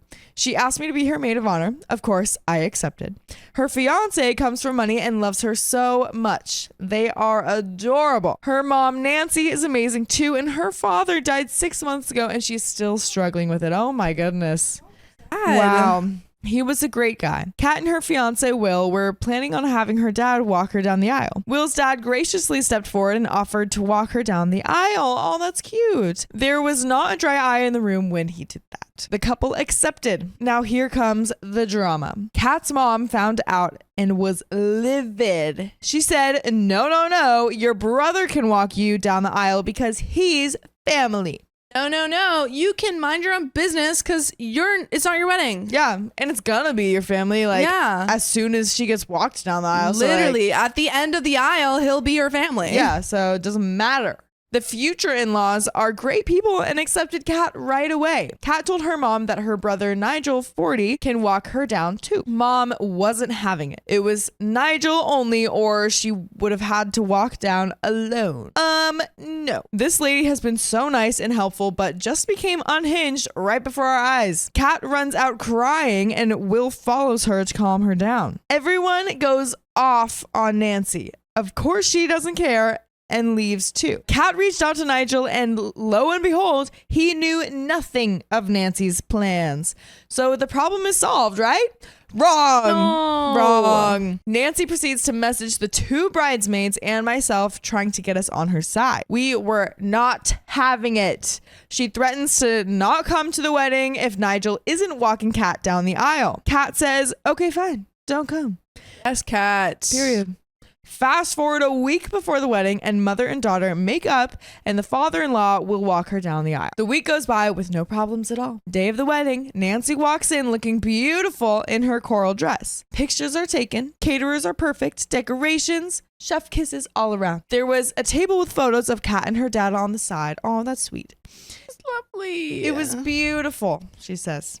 The church has a huge angel statue with a fountain out front, and many pictures were taken there. The ceremony went off without a hitch. The reception was in the church's ballroom area, and it was beautiful. Nancy behaved herself, and as a reward, Kat had the DJ advise a brother and the bride dance in place of the father and the bride dance. Nancy bawled, and it was so sweet. Here is the plot twist. Oh, everything was working out. It was so nice. Nancy bawled. I don't want to keep reading this. Let's just end. Yeah. My boyfriend, Eric, and I stepped outside away from the festivities for a breath of fresh air. We were standing in front of the angel statue and just basking in the celebration of love. You look beautiful tonight, baby, Eric growled in my ear. Ew, stop. I don't like this description. Why did you tell us that? Descriptive words. You don't need to. We don't need This is not fan fiction. Stop. It's not what you think. He pointed at the stars in the sky, and I looked up and was amazed at the amount of stars out. I looked back at him, and Eric is on one knee with a beautiful ring. OMG. My stomach dropped. Of course, I started tearing up, and before he could finish, I said, yes, yes, yes. We kissed and hugged and enjoyed the moment together under the stars. Wait. Yeah. Are they at? They're at the wedding. They're at the wedding? They literally took a second to get some fresh air, and then he's like, perfect. I'm sorry, I hate this guy. I hate any man unless they got explicit permission from Kat to propose That at sounds this like a good wedding. rule. No. Before we went back inside, I said, oh no. I can't wear the ring inside. People will notice. I'm not taking the spotlight away from my friend. He put it back in the box, but I was still pretty giddy. We went back to the reception, and the photographer must have noticed us at our table just smiling at each other and started taking photos of us and said that we were a beautiful couple. The night ends perfectly. 2 months later, Eric and I take Kat and her husband out to dinner, and by now I'm wearing the ring. Kat notices immediately. She screamed and jumped around hugging me, and everyone looked at us like we were crazy. She looked at them and said, my bestie is getting married. The whole restaurant applauded, and I was beaming. That is so sweet. Okay, this is goat. This is really cute. Okay. This is really cute. Kat said, details now. I said, no, I'll tell you later. She wouldn't let it go. She kept asking Eric, and he said he wasn't allowed. We all know why I didn't want to say anything. But the whole night she kept asking, so I relayed the moment, and her face dropped. Here we go. Uh-oh. She finally spoke and said, at my wedding? You got engaged at my wedding? How could you do that to me? I explained to her that no one was outside. It was just us. My family didn't even know yet. They were the first to know. Wow, 2 months they've kept this secret. Yeah. That's honestly, really impressive. Not to condone lying. Yeah. But if I kind of knew what might happen, I'd be like, after your wedding, we went home and like, we were outside. It was beautiful. Right. Like walking out, we were by that fountain. Yeah. Something. Just like something. So it's like not just exactly twist it, just for her. Just twist it a little bit. Yeah.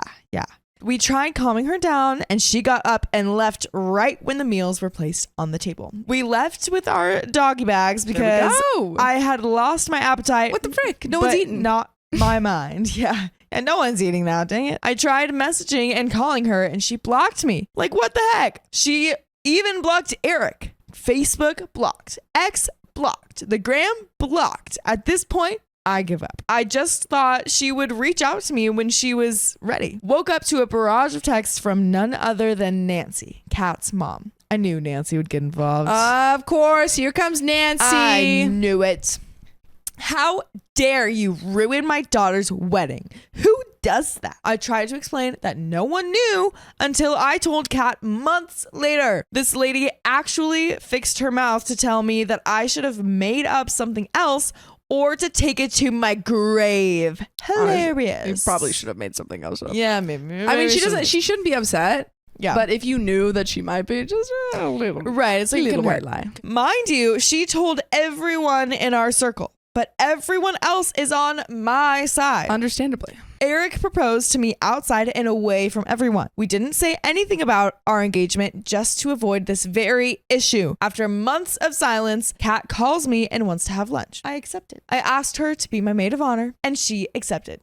Yay.